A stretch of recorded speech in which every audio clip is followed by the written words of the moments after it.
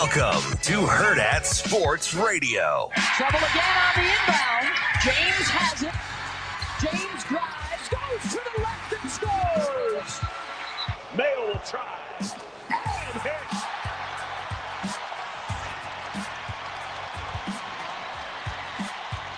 Thompson, no foul tonight. They haven't been too bad.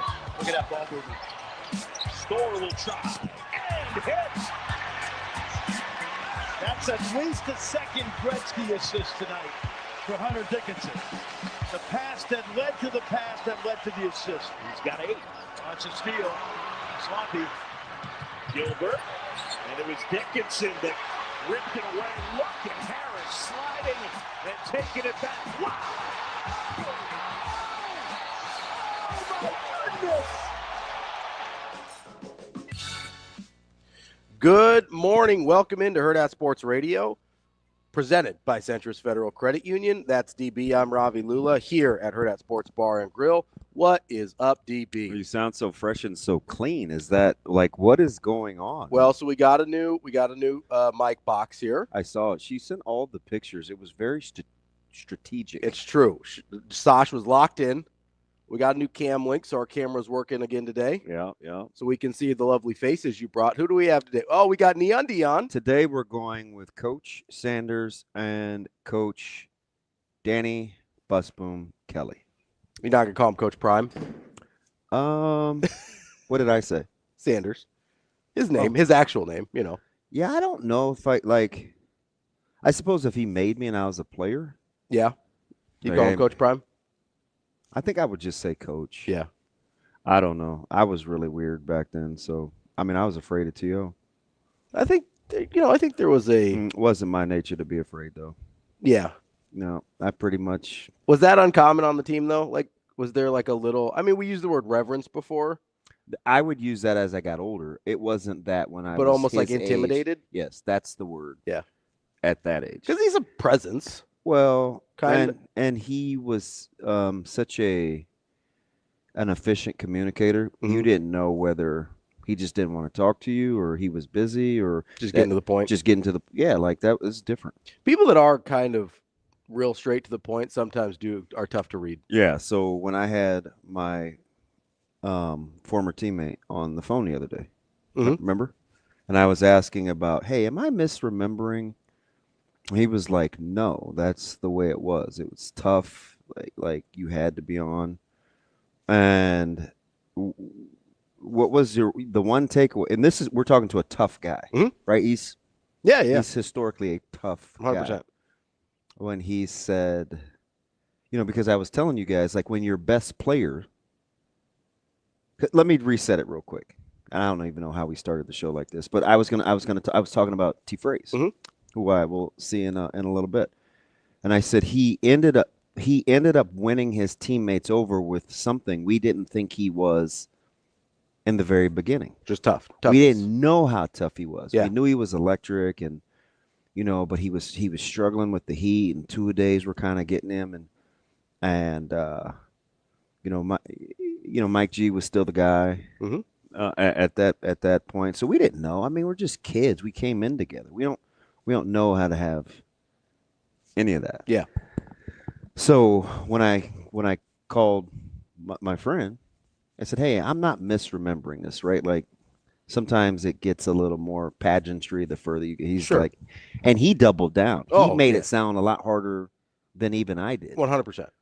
Right. And when I tell you he led the way, like hang in there. Yeah. Hang in. Oh, your legs will get right. Or, we would try to outduel his position group and stuff like that, right? And so when you're in that kind of deal and your coach just keeps moving on to the next thing, he doesn't come across as approachable, or like hey, or like very empathetic, or hey, you'll be fine, trust me. Hey, just we have to do it like this. Yeah, we'll reap the benefits later. Hey, just do this, and it'll be okay. Or, the famous, you don't make enough to run out of bounds. Like stuff like that. Yeah. Right? And you're like, it's hard to tell in that moment. It's like, does this guy just not care? Yeah. Or is he telling me the truth? And they just do Right. their job, right? Did you read Coach Cook's tweet, right? Yeah. On X? Hey, I had no idea how many. When you're in it and that's just what you know. Yeah, you're kind of got blinders on. That's just what you know. Like if you go, hey, this is how I know we can get it done this way. Yep.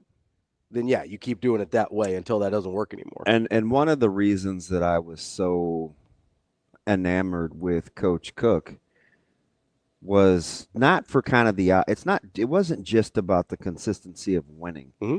It was about how he kept changing himself. Yes, like evolving. Yeah. I say it to my barber all the time. You know, I remember I first started getting my hair cut on Mr. Ailes. It was over off of 20th, Super Northeast, little itty bitty corner booth, right? It's kind of dark, one TV, plug in, floor mount. And I look at his shop now. It's his own. It's immaculate, like the way he's got it. And I'd always tell him about every 5-6 years, because he's cut my hair for 30 years. I'm like, one of the things that I love about what you do is his ability to keep reinventing himself.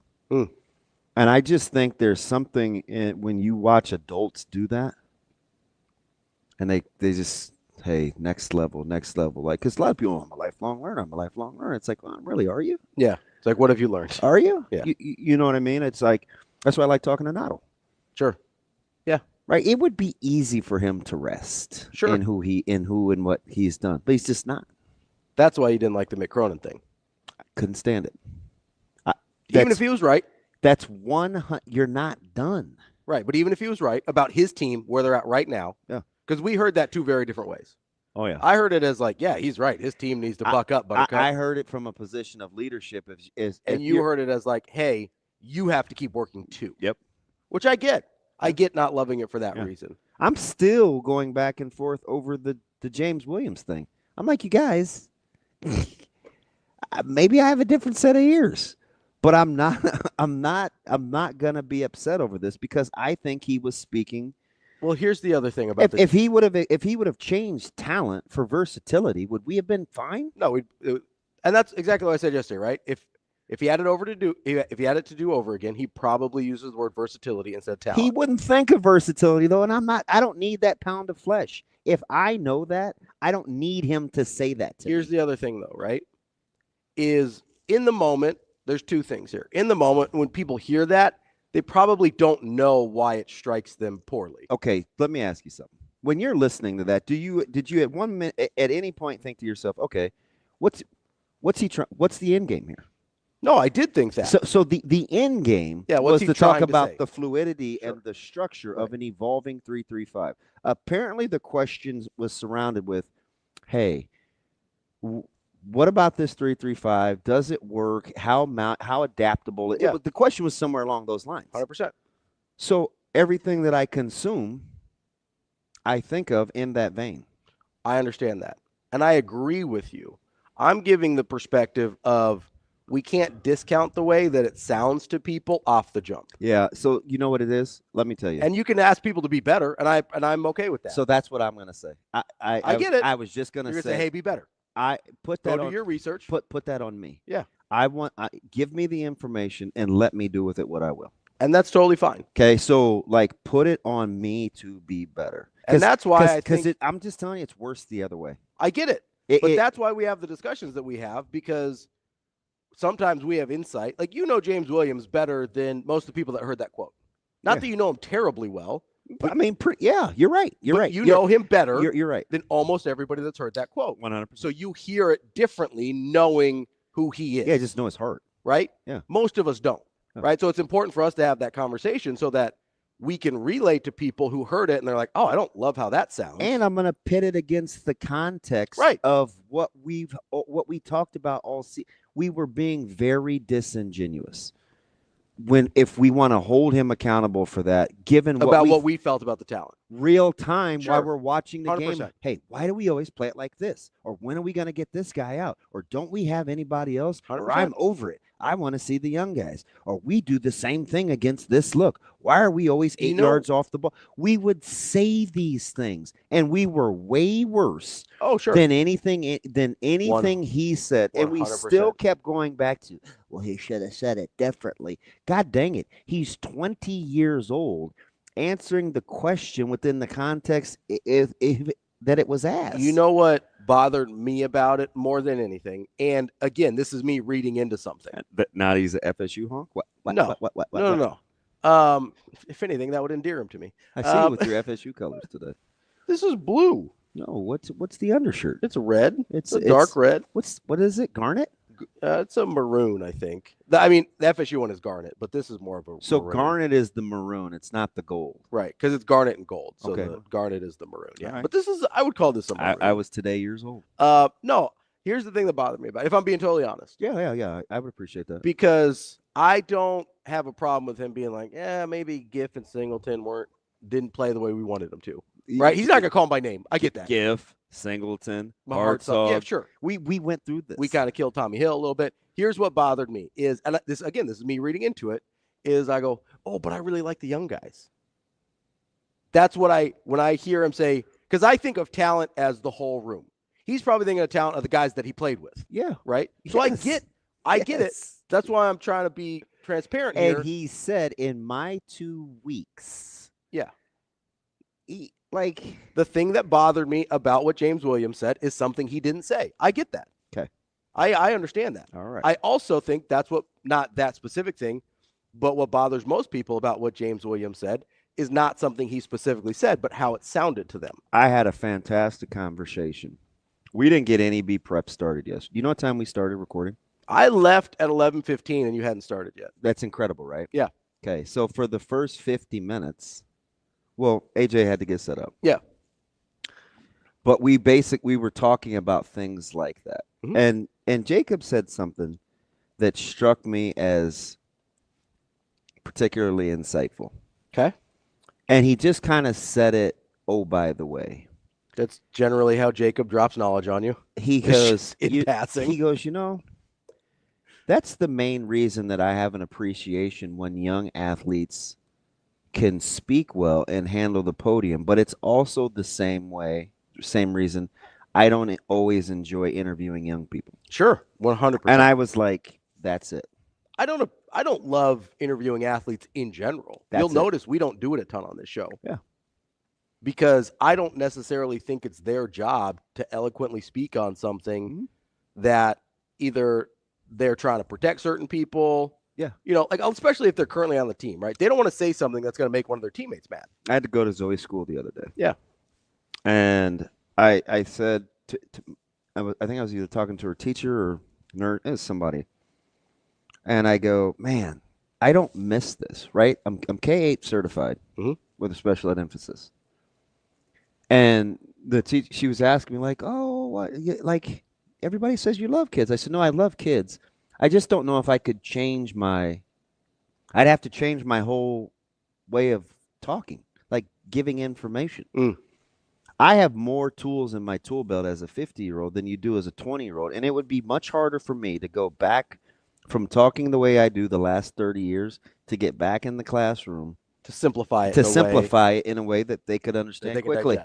Yeah. That would be very hard for me. That's totally fair. Imagine going the other way when you don't even have the Rolodex yet. Yeah, you don't even have you're not even equipped for it. Yeah, no, I get that. You don't know what you don't know, right? Like I said, the only thing that upset me about what James Williams said is something he didn't actually say. It's something I read into it. And I understand that.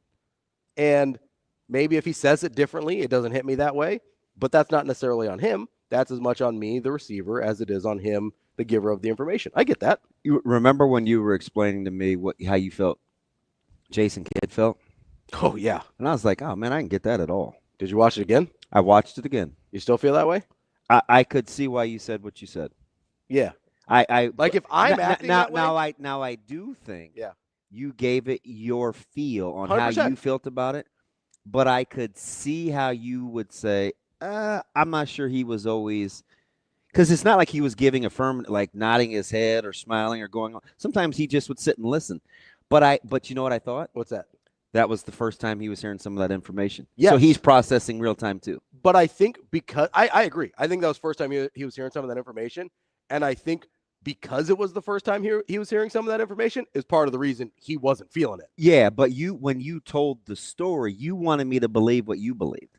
And I wasn't ready to do that. That's fair. Right? Here's what I was really doing when I watched that is if I was acting that way, this is how I would be feeling. Okay. Like if I was giving that body language. So that in turn, that's how you digested the 100% that you heard. Okay, that's fair. If I was talking, if I was people are probably more like you sometimes than not. Like if I was talking in James Williams' shoes and I go somewhere else, like if we changed radio stations or something and like we go, let's say like ESPN picks us up, we're going national, right? Yeah. And I go, oh man, the talent around here is unbelievable. Even if I don't compare it to Hurrdat or wherever we've been in the past, it would sound like if I say that, it could. I would probably mean it as an indictment if I said it that way, right? Could. Now, maybe that's because I'm petty and childish. That's fair. But I usually read things initially the way I would present them, right? So if I present something, you know what? I mean, clearly, I sometimes do. Yeah, too. that's my first filter. But our first filters are very different. But I'm not gonna act. It's like what I heard with Coach Rule about special teams, right? When Denny was like, "Man, don't let this ride. Be mad about somebody in the media hold him accountable." And I'm like, "Hold him accountable to what?" Yeah. Well, this, and this. Wait, let me get clarity. Is this what you heard? Tell me what it is that you're upset about. Yeah. What did you hear? Yeah.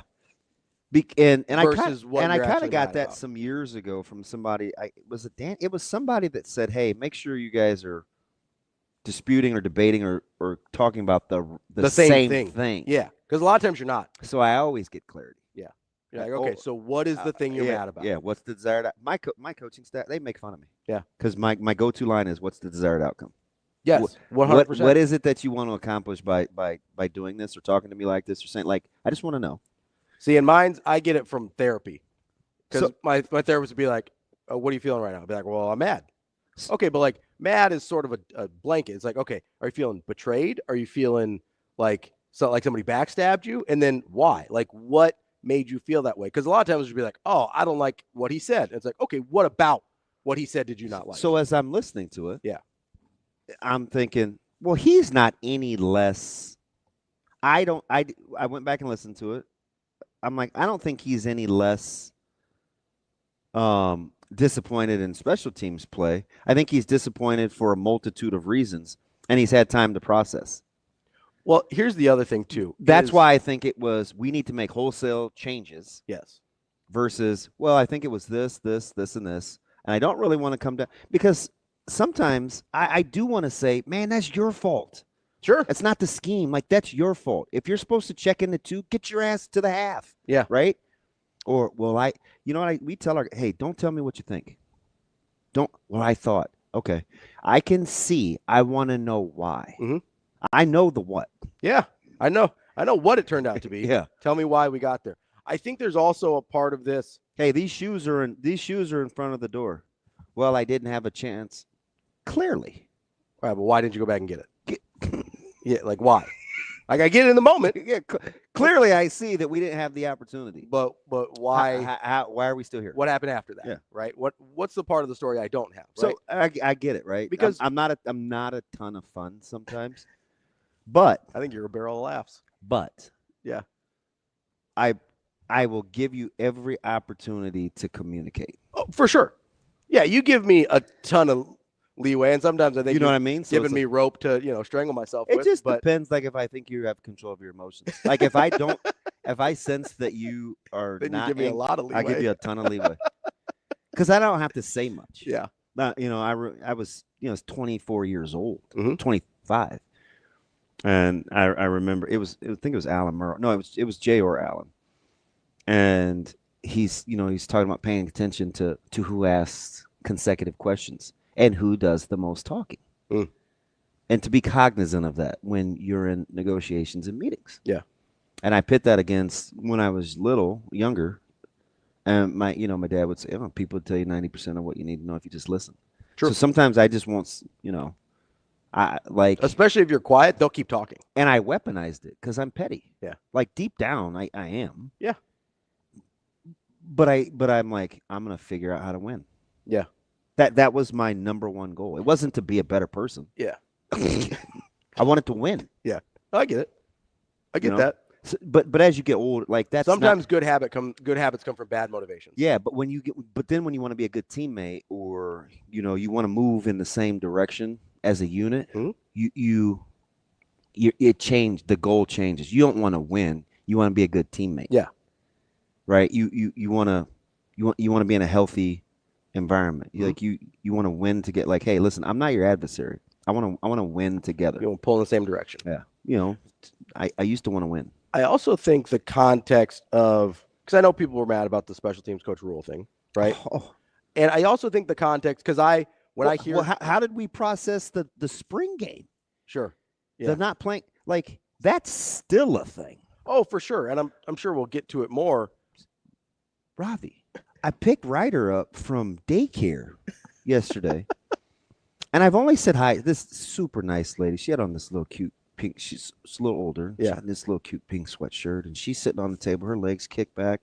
She didn't even say hello. She said, "Tell me why we aren't playing a red and white scrimmage." I was like, "Oh, we're just starting like that, huh?" Didn't even see it coming, and I bet I stuttered. I bet I was like, well, I'm serious. So I kind of gave some answer, and I never helped Zoe go get her stuff. I walked over to the table. I made sure she had her water, put her lunch bag in her backpack. Usually, she goes. You were shook. I couldn't. I'm like, this thing is reverberate. It's a big deal to a lot of people. Clearly, which is why I said it was the second to last thing I heard. Really? The whole Ravi, I binged 5 out of 6 episodes in a show. You think I didn't have time to listen in Chicago? I didn't do anything except consume. I watched 5 out of 6 episodes of American Primeval. Oh yeah, how was it? Oh, I'm regretting it. Yeah. Fast forward. It was too much too fast. Yeah, it's dark.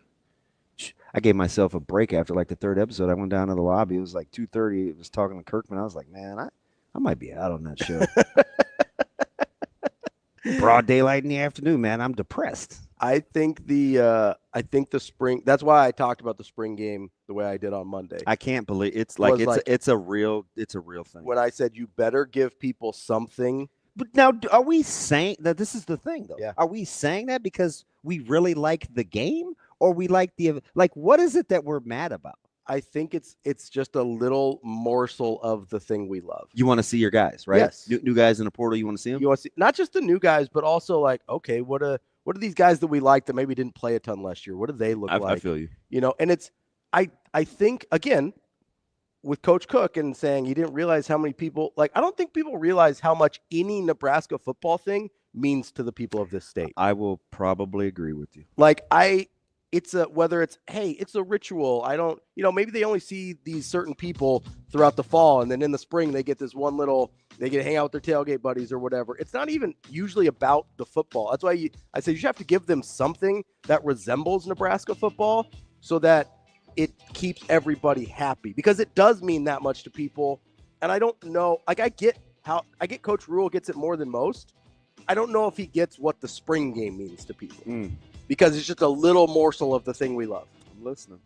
That's DB. I'm Ravi. We'll set up the show more here and let you know what's coming up today on Hurrdat Sports Radio.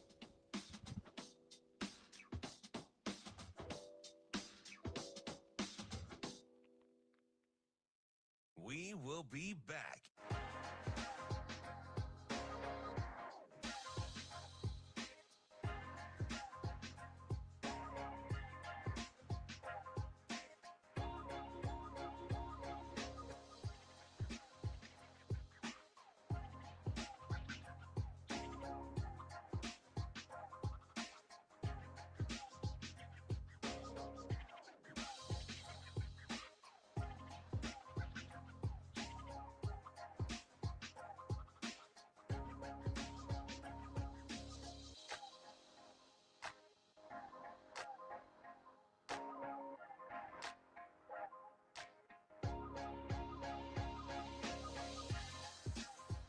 We will be back.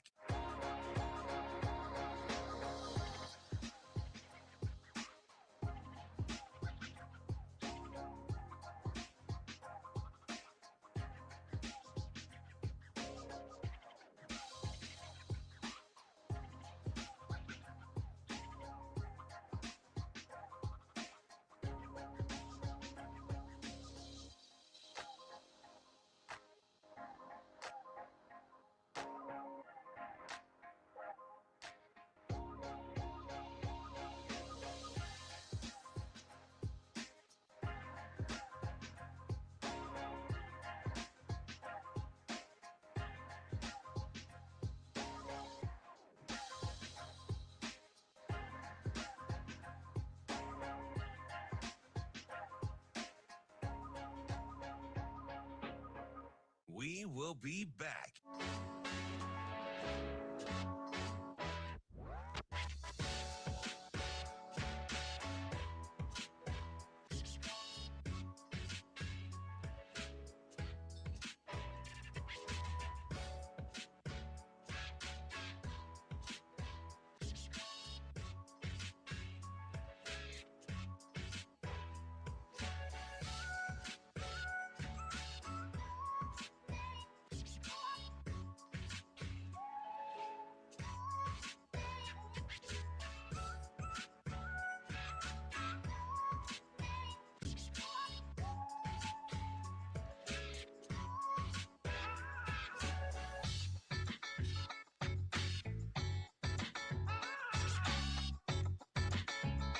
We will be back.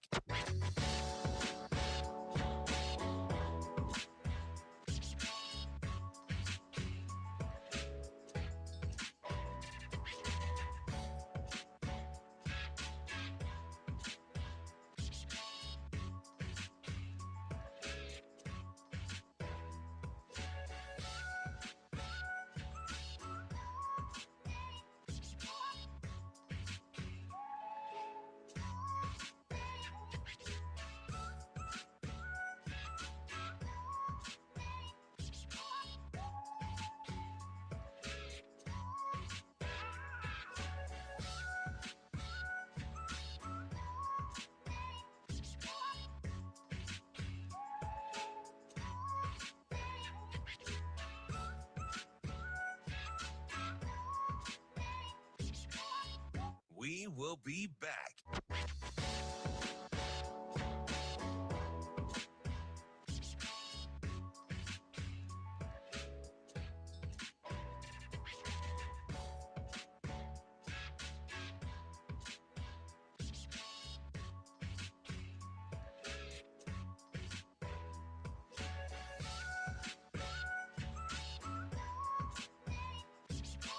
We will be back.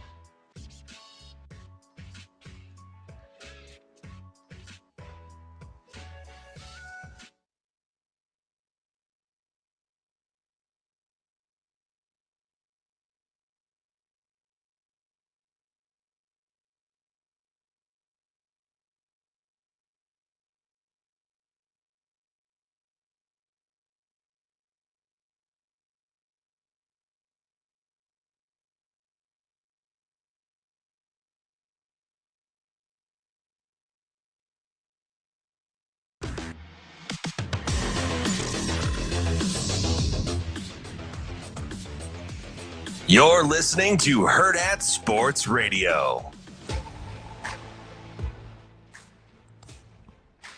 We're back here on Hurrdat Sports Radio. That's DB. I'm Ravi. Lulla. We're live here from the Pillar Exterior stage and reminding you to keep your eyes focused and straight ahead when driving. You've got one job as the driver. That is to drive. This message from the NDOT Highway Safety Office. We appreciate all of you listening here this morning. You set the show. Yeah, we're going to set up the show real quick. I don't even know who we're talking to. No, I'm just kidding. We're talking to a few of our friends today. A couple non-regulars, which we appreciate. Nick and Tony? Yeah, we got Nick Athan from Chiefs Insider. Start previewing the Super Bowl. Don't know if you know that. It's a big game this week. Remember, we were talking to Nick a couple years ago, and Nick called his shot, and I think half the city was mad at him. What did he say? And he turned out to be right. He's officially part of the Homer Network. Oh, yeah, sure. Not like the real network, but the network. I mean, he's a Chiefs Insider. Yeah. And I mean, it was all Chiefs radio all the time, and he was talking about the beginning of something great and dynasty potential, and then winning this year, and all of that is. And the run was going to be unbelievable. Oh, I yeah. mean, he was saying all and they of are that. on the doorstep of a three-peat, so he's here to collect his flowers. And then we get my man Mike J in the middle at 9. Yeah, got Mike Schaefer at 9 o'clock, Husker 24/7. And we're talking to Tony Mejia. He's an NBA columnist. Cheers. There we go. Get a little clink. A lot of different contents, though. This bad boy is 65 calories. This one's 0. 5. It's 5. Yeah. Total. Yeah. Means there's a lot of stuff that's not real in there. It's still not real to me, damn it. It's still real to me, damn it. No, not real this Oh, time. okay. Yeah, we're gonna talk to Tony. Although don't tell that to Zoe. He's gonna tell us a little bit more about what in the unholy hell happened in the NBA this weekend, because I'm still trying to kind of digest Tony over there at the Sporting News. He's a little bit of a gambling head as well, so I'm sure you can I don't know what and chop it up with him a little worse bit. sport than the NBA. What's that, to gamble on? Yeah. Oh, I don't touch it. It's ridiculous. It's like I don't touch it. Just give it away. Yeah, Give it away. I don't give touch it away. You got to be on the right side of fixed. little. I shouldn't say that so flippantly, but I mean, again, on the heels of Rozier, who hadn't been accused of any wrongdoing, just taking a look at some irregular patterns. Yeah, you got to watch out for those patterns. You know what I think? You know what it is? I'm a big pattern recognition guy. Yeah. Over-unders. That's the place where they get you. Oh, 100%. It's much easier to manipulate. Totals, yeah. Really easy to manipulate, as opposed to actual spreads and outcomes of games. Oh, yeah. Over-unders, especially player prop over-unders, really easy to manipulate. That thing is never coming to the state of Nebraska. Yeah. It's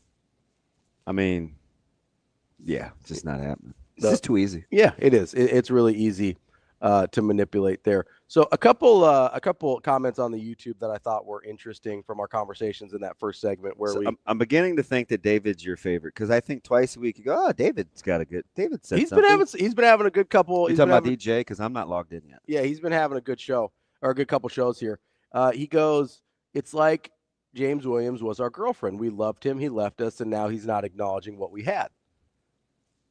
And I think there's something to that, because what I was going to say, sort of on the similar lines, but not quite, was I think one of the things that bothers us about James Williams, at least I think it's one of the things that bothers me, and I'm not really, it probably shouldn't, but if I'm just, being transparent here, it always seemed like he was riding more for T. Knighton than he was for Nebraska. Told you have to be dangerous with that. Yes. And that, to me, that bothers me.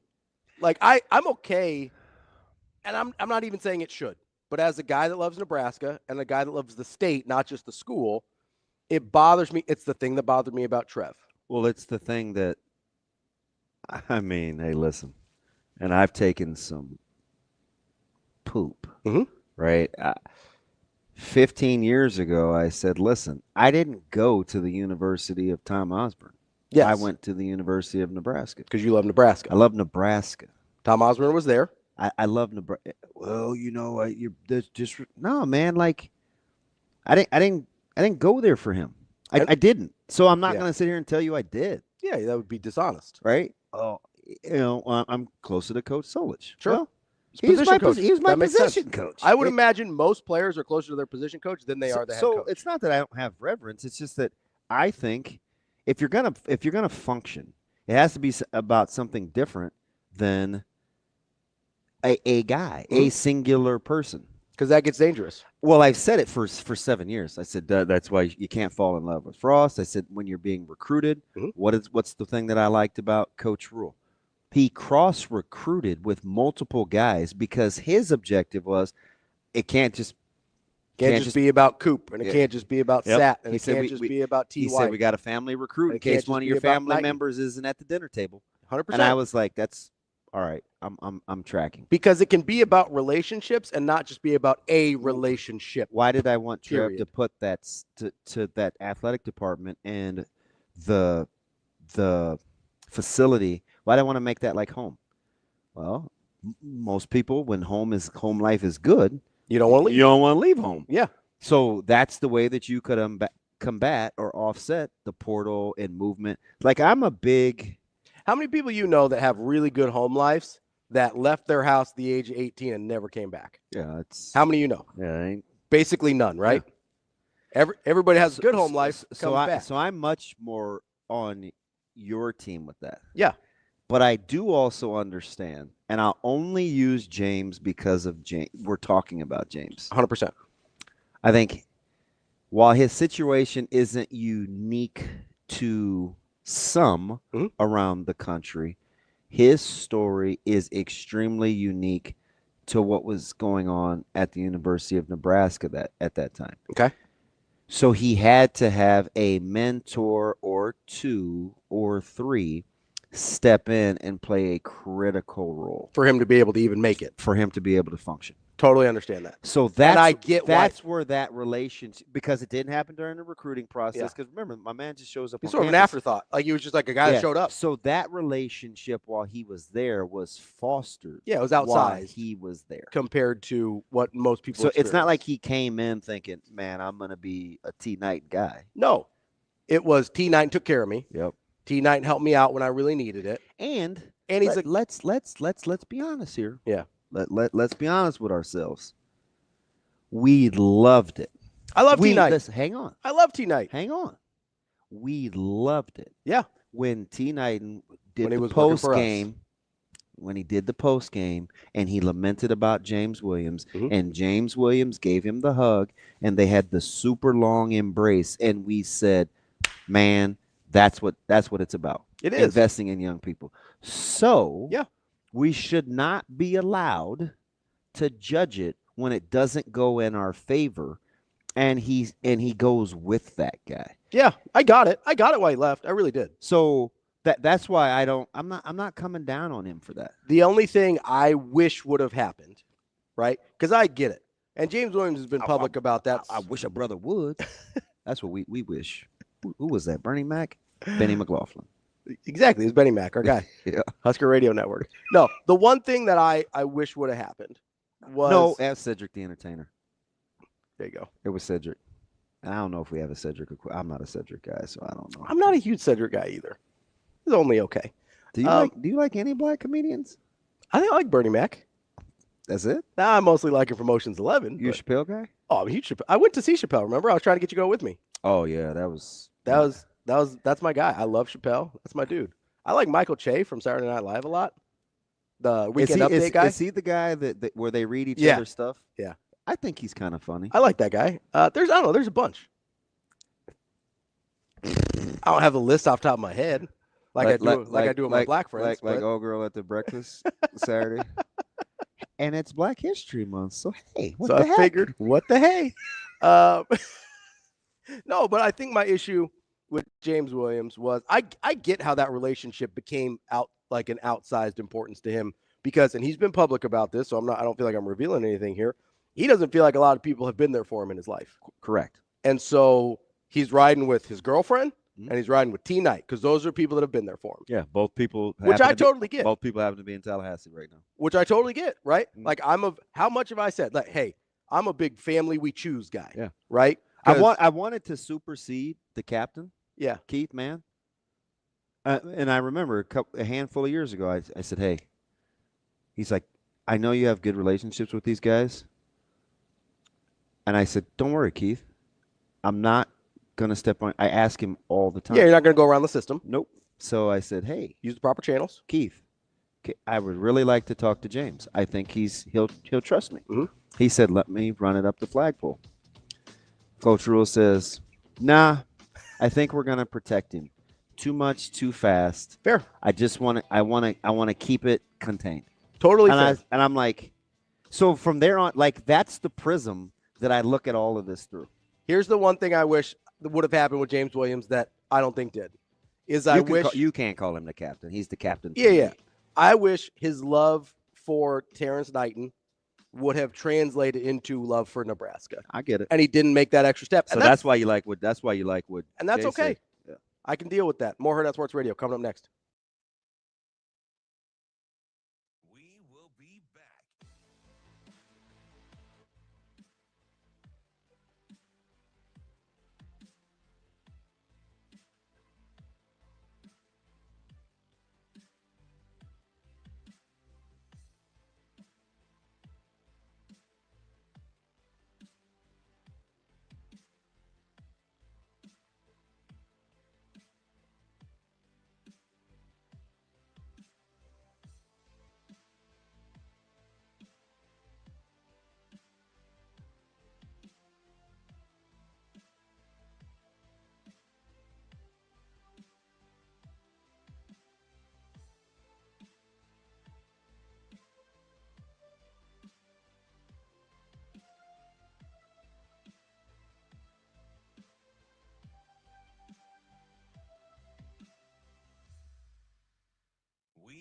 be back.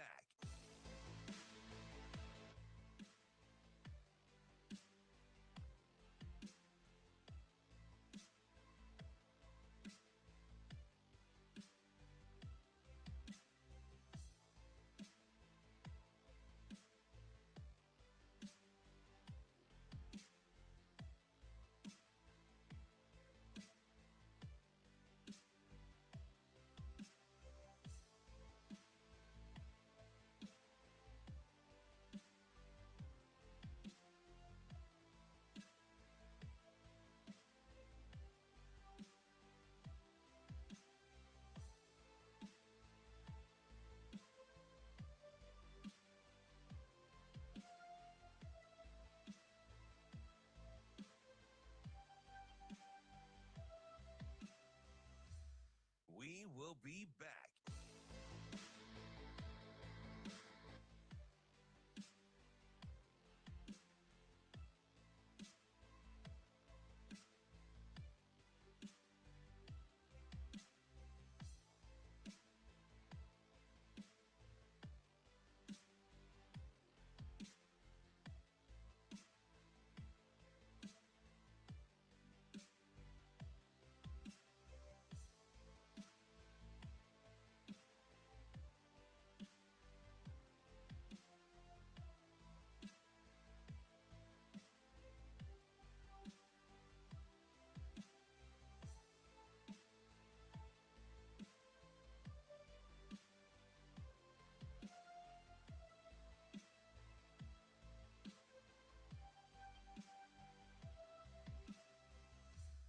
We will be back.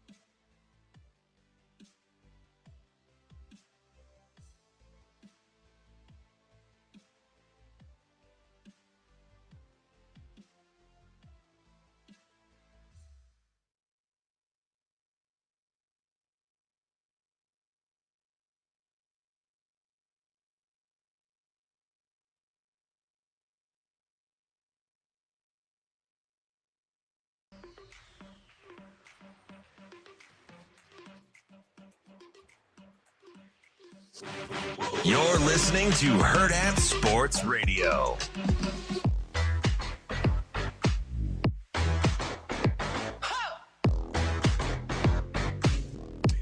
Welcome back. Hurrdat Sports Radio wrapping up hour number 1. That's DB. I'm Ravi, Lulla. We are live here at Hurrdat Sports Bar and Grill.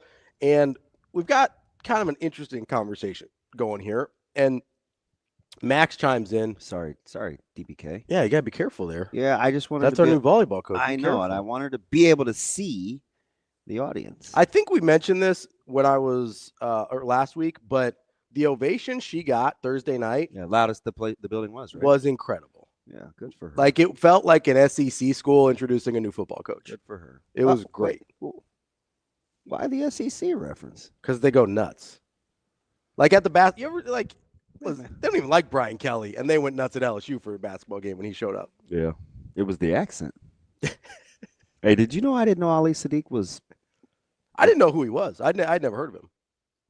Can I say something? And I mean, I don't think we're gonna get canceled. Go ahead. Have you not been paying attention to the news? It's almost uncancelable now. Oh, perfect. I'm in good shape then. I mean, we have officially decided that DEI means black. Like, you can say anything; it don't matter. I mean, whatever. It's Black History Month. I was trying to be nice to you still. Do we still get that? Nah, I'm playing. This year at least. See what happens next This year. ought to be good. So, I know that he's a bad person. Who? I'm gonna get there.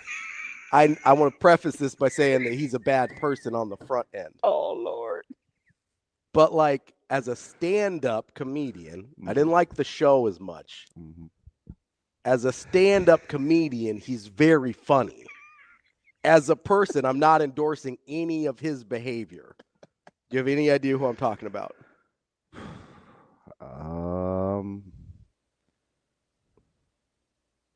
I was gonna say Bill Cosby, but he That- just didn't do stand-up. Yeah, he did. I mean, He started early. He started in stand-up. Early. Yeah.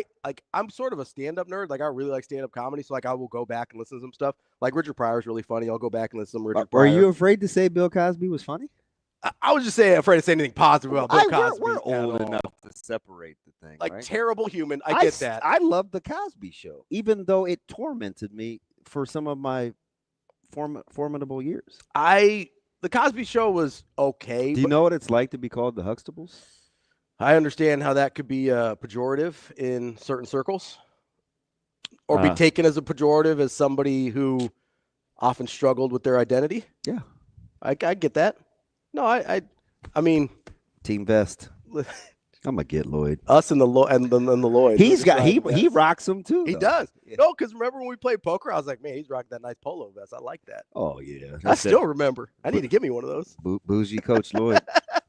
I think that's why I like him. Yeah, right. Closet bougie guys. Yeah, like I mean, I'm not really closet bougie. I'm pretty out there with it, but my man said about 7 words. Maybe he's like, you're not taking my money. Maybe. All right, then, D. I don't know how to play poker. Okay, cool. Hey, my guy D. Did you say the Cosby Show was just okay? Did you say that in passing? The Cosby Show was better than just okay.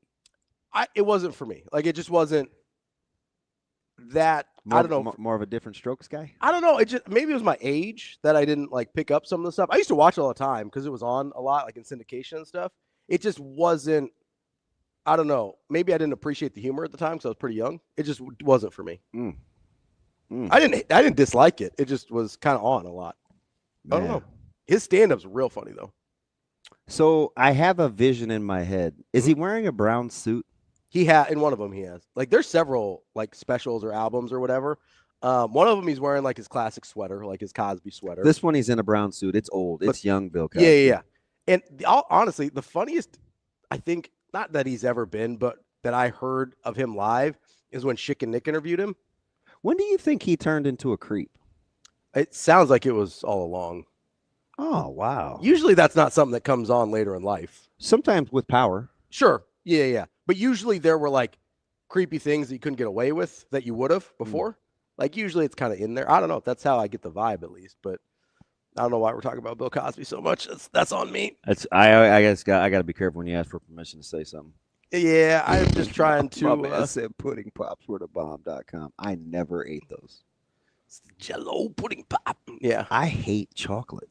I don't hate chocolate. I don't like pudding. Yeah, I'm not eating pudding either. But I would mess with the French vanilla. Mine's a texture deal. I don't like. But I stopped eating that when I was probably 9, maybe. I don't like pudding. Max asked an interesting question. Mad Max. Mad Max has been a nice late contributor the last handful of weeks. W. Yeah. Oh yeah. And we might need a minute to think about this, but I want to put it on our radar as we're heading into the 8:00 hour here. If you two were both hired as NFL scouts, but you're only scouting Nebraska, which 5 players on the current roster eligible for 2026 are you watching the closest? So 2026 draft eligible players. So not this year, next year. Yeah, not for the class that's coming up in like 2 months. So guys, they're going to be at least in the 3rd year in the program next season because that'll be the 2026 draft. So Dylan wouldn't qualify. Anybody that's a sophomore or younger doesn't qualify. That's an interesting question, Max. We'll tackle that at 8:00 because I do want a second to think about it. I don't want to go off the cuff here and say something silly. I want to make sure I have the parameters straight too. Yeah, we'll explain. But that's a good question, and I do want to get to that. I do want to get to that, Max. Isaac says, I went to Bill Cosby live very late in his career. It was so awkward. We had a chair and end table with a box of tissues. He was having whole conversations with the person in the audience. Weird stuff. Okay, good to know. Appreciate that. He might have been on that stuff by then, though.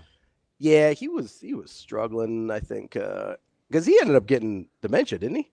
I'm not sure. I think that's why they let him out of prison. I don't play with stuff like that just because. No, I know. I think that's in my, I don't know. I think that was a thing that happened. But you know what's crazy? What? Considering we're on inappropriate, funny comedians. Okay. Did you know Red Fox was in his 40s doing Sanford and Son? Red Fox. Are you serious? You're joking. You're Googling Red Fox? Okay, I was making sure I was thinking of the right guy. It's got to be late 40s then. I would hope. He's in his 40s in these pictures? So there were when he first started doing Sanford and Son, I think he was 47 or 48. He looks like he's 70. Well, he played hard. I would imagine. I mean, when was... So he played a lot of basketball on the hardwood? I mean... Why does it got to be basketball, Shane? I don't know. What else is hard to do? Basketball's hard for me to do. Don't fall for that, Shane. You see what he tried to do. He looked for his end to be David Ravi Duke. Whoa! What? I didn't play for Providence. Oh, the Hooper, yeah. I didn't play for Providence. I meant the Hooper. I didn't play for Providence. Why would you set that man up like that? I didn't set him up. He set himself up, and I just hit it. You can't throw up a softball and expect me not to swing. It's the Ali Sadiq thing, isn't it? Yeah, a little bit. You trying to get me back? Yeah, a little bit. It sounded more you than me. I had no idea. So that's a little bit of a misnomer. That's a pretty Muslim presenting name. I don't even know what that means. I mean, there's a lot of Alis in the Muslim Islam world, in the Arabic world. There's Sadiq also. There's not a lot of Q's in Indian names. Just as a just a little point of knowledge. Hindi and Gujarati and Punjabi, there's not a lot of Q's tossed around in those names. In generally speaking, I'm sure there's a couple. Not, Ali Sadiq presents a little more Arabic sounding to me than. I love how you talk to me like I'm 4. No, I'm just trying to help educate, DB. I'm trying to take complex subject matters and simplify them. Were you a Full House or Family? Family Matters? Family Matters was all right. I liked Family Matters. I liked it when Urkel became like Stefan and he got cool. What about Who's the Boss? I wasn't a big Who's the Boss guy. I did like Full House. Of course you did. I was young. I was the same age as some of the kids, so I felt like, big living Maddie guy. I also a little late. I don't know what that is. I also liked their dog. They had a golden retriever on Full House. Yeah. I like dogs. So just trying to get a gauge on what I was watching. Yes. I did watch a lot of Cosby Show. I did, but it was just okay. I think all of those were kind of for me. Like I wouldn't be like, oh, I loved Full House. It was just okay. But I think a lot of it's my age that I was watching it too. Like Growing Pains. Growing Pains was a little bit before me. Little bit. Family Matters was in my wheelhouse. There was like Step by Step was Who was in that one? The lady that did the Thigh Master. I don't know, like those commercials. Do you remember those? They would do like these infomercials for this exercise thing called the Thigh Master. Time out. What's up? Time out. Susan Summers, maybe? Time the heck out. Yeah. Number 1.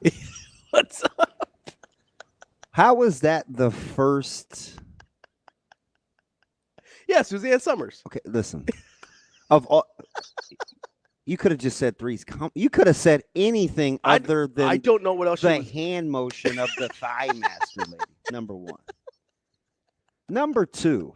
She did make bank off of that. What is it? Right? See, you know what I'm talking about, right, Shane? Look who you're talking to. He probably had posters of her. Oh man, she's dead. Oh, shoot. R.I.P. Suzanne. And what about me says infomercial? I don't know. You watch TV at all hours of the night. I ain't sitting through a commercial. No, it's an infomercial. It's edutainment. That's incredible. That's the only thing I know her from is Step by Step. She was the mom in Step by Step, and she's the Thigh Master lady. That's all I know. Yeah, John's right. My Lisa Bonet is your Suzanne Summers. Exactly, JV. Team Lisa. Even though she's pretty weird now. It might be a little out there. R.I.P. to Suzanne Summers, though. Pour one out. That's DB. I'm Ravi. More Hurrdat Sports Radio coming up next. We will be back.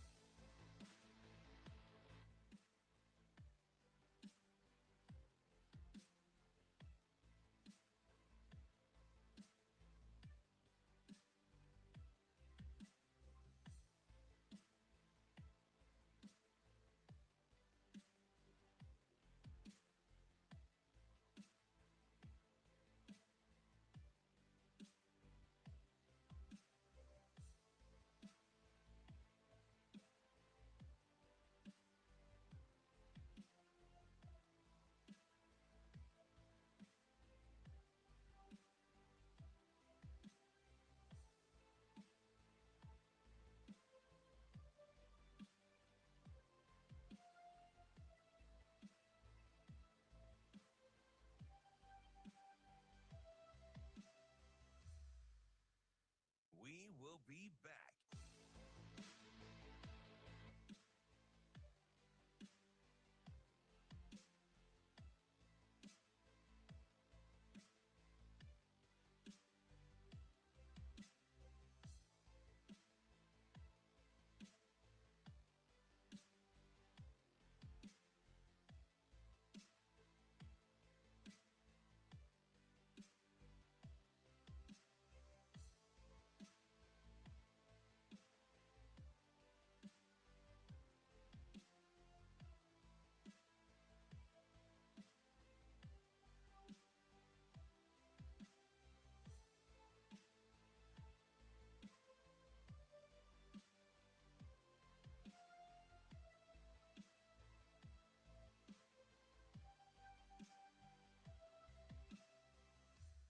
We will be back.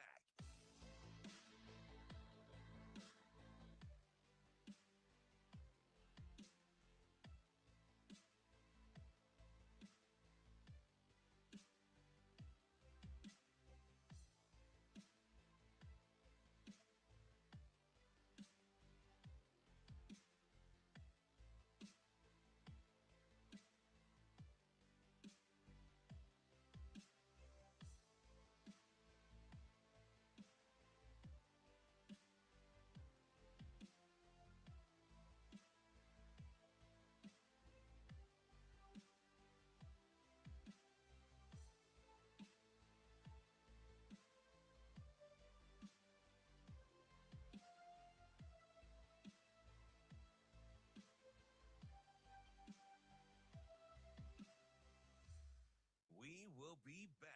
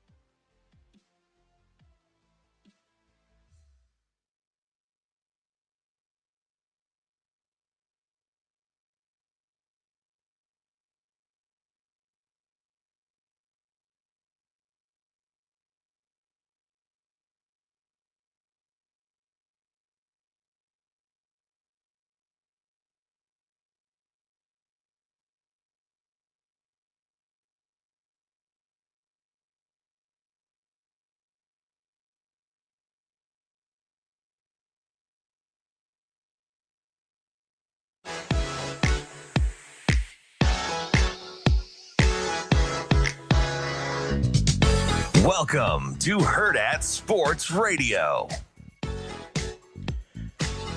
Kicking off hour number 2 here on Hurrdat Sports Radio, presented by Centris Federal Credit Union. That's DB. I'm Ravi, Lulla, and we are brought to you by our friends at Glow Big Red. It's coming up in just a little over a week from tomorrow, in fact.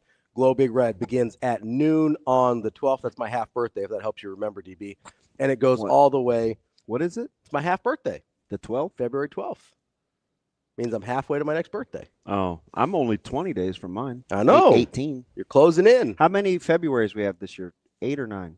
How many Februarys? How many days? 9, because it's last year was a 9. 25, so 28. Yeah. Yeah. But how you like them apples? You're about to have your Ver's birthday. Are you excited? No. 51? No? No. Hope we have some moisture. I'm excited for Glow Big Red, though. It's 24 hours from noon on the 12th to noon on the 13th. Gifts can be made at glowbigred.unl.edu. And you know what? We talked about them last week. There's an exclusive giveaway for these mittens here. If you donate $75 or more during Glow Big Red, you will receive a free pair of these fleece Husker mittens. I wonder if my man Aaron could fish with those on. Ooh, like going ice fishing? Yeah. That's glowbigred.unl.edu to get involved. I did see there's a chance for precip, but I don't want the freezing rain. No, I need it to either next week we could get some moisture. I need it to either be warm enough to rain or the right like temperature to snow. I don't need freezing rain. No, I'm with you. You can miss me on that. So I want to go over the question that Max asked us, right? About if we're NFL scouts. So for the draft class after next season, so not this year, throwing this year away. So no Ty Robinson, none of those guys, right? No Nash. We're talking about this upcoming draft class, so guys that will be juniors next year. Who are we keeping an eye on that we like talent-wise? I think this stemmed from the talent discussion sort of with James Williams indirectly. I think Max is kind of taking it to the next level, which I appreciate, asking those second and third questions. But it is a super interesting question because a lot of the guys that I like, I don't know. Like I'll use Janarin Bonner, for example. I don't know what an NFL scout's going to think about Janarin Bonner. I don't. I think he's got a really interesting, versatile body type. I don't know what his position and what his role would be on an NFL team. You know what I mean? Like that's one that I sort of struggle with a little bit. Some of the easy ones, you go, oh, Dane Key's been super productive coming in with Nebraska. You hope that he has a great year with Dylan Raiola. Dane Keys is a super easy one right off the top of my head, right? Another one that I'm probably taking a look at, Riley Van Poppel. I want to see what Riley Van Poppel's doing in his third year in a So basically, program. it's all the guys that are a year older than Caleb. Yep, 100%. Caleb will be a sophomore next year. It's the guys that have been in the program 1 year longer than that. Boy, that's tough. It is tough because a lot of those guys haven't produced at a level yet that would give you indications that they're on a draft radar. Mm-hmm. But I do think there's a lot of body types that kind of do fit that. Because Riley Van Poppel's a really good example. Hasn't had a ton of production yet. People are kind of enamored with him, right? Like that's a guy that people are really, really into. Now it's easy to go the transfer route like I did with Dane Key, right? You've got a bunch of those guys that are hoping. What about Harburg? Harburg's super interesting. Because if you believe Coach Rule, and I do, he's one of the most athletic guys on the team. Well, I've seen, you've seen it, right? Yeah, he is. Yeah, and I believe him. Both from what I've seen on the football field, you see him in the dunk contest, and then you look at the frame and you go. By the way, P's over Q's is mind your manners. I think T-Mac wants you to behave yourself. Oh, I'm doing my best, T-Mac. It almost got away from you. Yeah. That's the story of my life, DB. Shoot. No, but Heinrich's a really good one because that's a frame that I think NFL scouts would be enamored with, right? And we've seen guys without a ton of experience being tight ends do really well for themselves in the NFL. You see all the basketball players switching over. That was a big thing, back in the early mid 2000s. You see these guys that don't have a ton of history at the tight end position being really, really good. Heinrich Harburg might fit into that category. I wonder about a guy. This would kind of be off the radar a little, so I'm not locking him into my top 5. But a guy that I would be enamored with, like if I just came in and watched him practice, would be Suolofotu. Why is that? He's 6'4". Yeah. He's 290. He's got some twitch. He would be a guy that if I was watching position drills, not that I ever have, would I'd take a double take. Yeah. But again, I don't always know how that correlates into real. Yeah, how's that game. translate? Yeah, because the longer I do this, man, and it sounds so nitpicky and in the minutia, and it just give you a simple example. Like when we slant, if we put guys on the move, there's a very fine line between what I would call getting washed. Okay. Where you get washed down the line of scrimmage past gap fitting that defeats the purpose of slanting versus when you slant, hey, once you see the opening, get back vertical. So you can keep the wash from happening. So sometimes. So you're talking about, I want to make sure here, you're talking about line play, not like a wide receiver slant. No, You're talking about I'm talking about D-line. On the D-line. Yeah. So you're trying how finite a thing it is. To get the slant and then be able to get back upfield. Yeah, you're not so you Because understand. if they keep you horizontal, they won. If in a one-on-one, yeah, and a guy does that, it looks great. Mhm. Ooh, wow, he allowed him to play across his face. Yeah. In a game, it may be, well, you're just going to get washed because you By the continue, next guy. you just keep going. Yeah, it just keeps pushing it down the line. That's why sometimes individual drills don't tell the whole story. Don't tell the whole story. Sure. That makes sense. No, I get that. So, I remember there was a couple of plays that we couldn't stop in a particular defense, and it took like a game almost. Mm-hmm. It certainly didn't get corrected in game. Yeah. I think it was maybe the Saturday morning film. It was, man, we were getting washed. Like, we wanted a backside D-gap fitter, and there was so much space because we were moving left. Mm-hmm. We would try to fit off the right edge, and there would be this huge gap. And we're like, how's this guy hitting that crease? Yeah. Well, we got to get back can't get washed. You got to get back vertical. Get back vertical. Because the point of the slant horizontal is to get back vertical. Right. As opposed to just keep going horizontal. And it just took a second. Yeah. So, but he's the guy. So I don't know how he's going to play like in team. Sure. But in one-on-ones looks But really in good. Individuals, he's intriguing. And I like his body type. Can I give you one? Yeah. I don't know if, and I'm not trying to be mean here. We haven't seen him play very much. I don't know if he can play football at all. I mean, he can play some, obviously, because he's where he is, right? But physically, now this is interesting. Physically, he's a guy that, especially at his position group, I think NFL scouts are going to be enamored with. He's probably at least 2 years away, next year and the year after, before this is a serious conversation. I think a lot of NFL scouts are going to keep a really close eye on Jeremiah Charles at some point. Oh boy, he is so physically. He's because it's not just that he's big for a corner. He's 6 foot tall. Okay, this is funny. You're bringing him, and I think he's a real 6 foot tall. It's gifted athlete, and his arms are so long. Okay, so how valuable long arms are. I would put. Okay, I'll say this. Needs perspective, though. I would put a guy. So the same thing about these two players would be my question. Okay. So I'll give you Keelan Smith, and I'll give you're younger, and JJ. Two guys that, like, when you watch them, you're like, ooh, if you were pot committed, like if you're all in, yeah, right, shove. The sky could be the limit. You could be pretty freaky. But I need to see. Sure. Can you be grimy every day? 100%. Yeah. So JJ's a guy that's really gifted, but he's also a guy that when he got pulled early against UCLA, and I didn't know why they snatched him so quick, because I saw the same concept beat the same guys for almost 2.5 quarters. Sure. But JJ was the first one to take the seat. To get pulled for it. So I wondered why. And it's not like I'm going to be like, hey, why'd you do that? But there obviously has to be something to that. Yeah, you though, think right? there's a reason. So is it fair? And yeah, he wasn't the first corner to go back in after or in the bowl game or any of that. So there's something about that is missing. Posit a theory? Sure. He's health? No, I was going to say he's a pretty raw football player still. Yeah. Is it possible he doesn't have the depth of experience to overcome those failures? Could be. Right? If you've played a lot of football and you're getting beat up a little bit, you have the mentality to be like, okay, I've been through this before, I can get through this. If you're not as deep into that, maybe it's like, especially at that position. Yeah.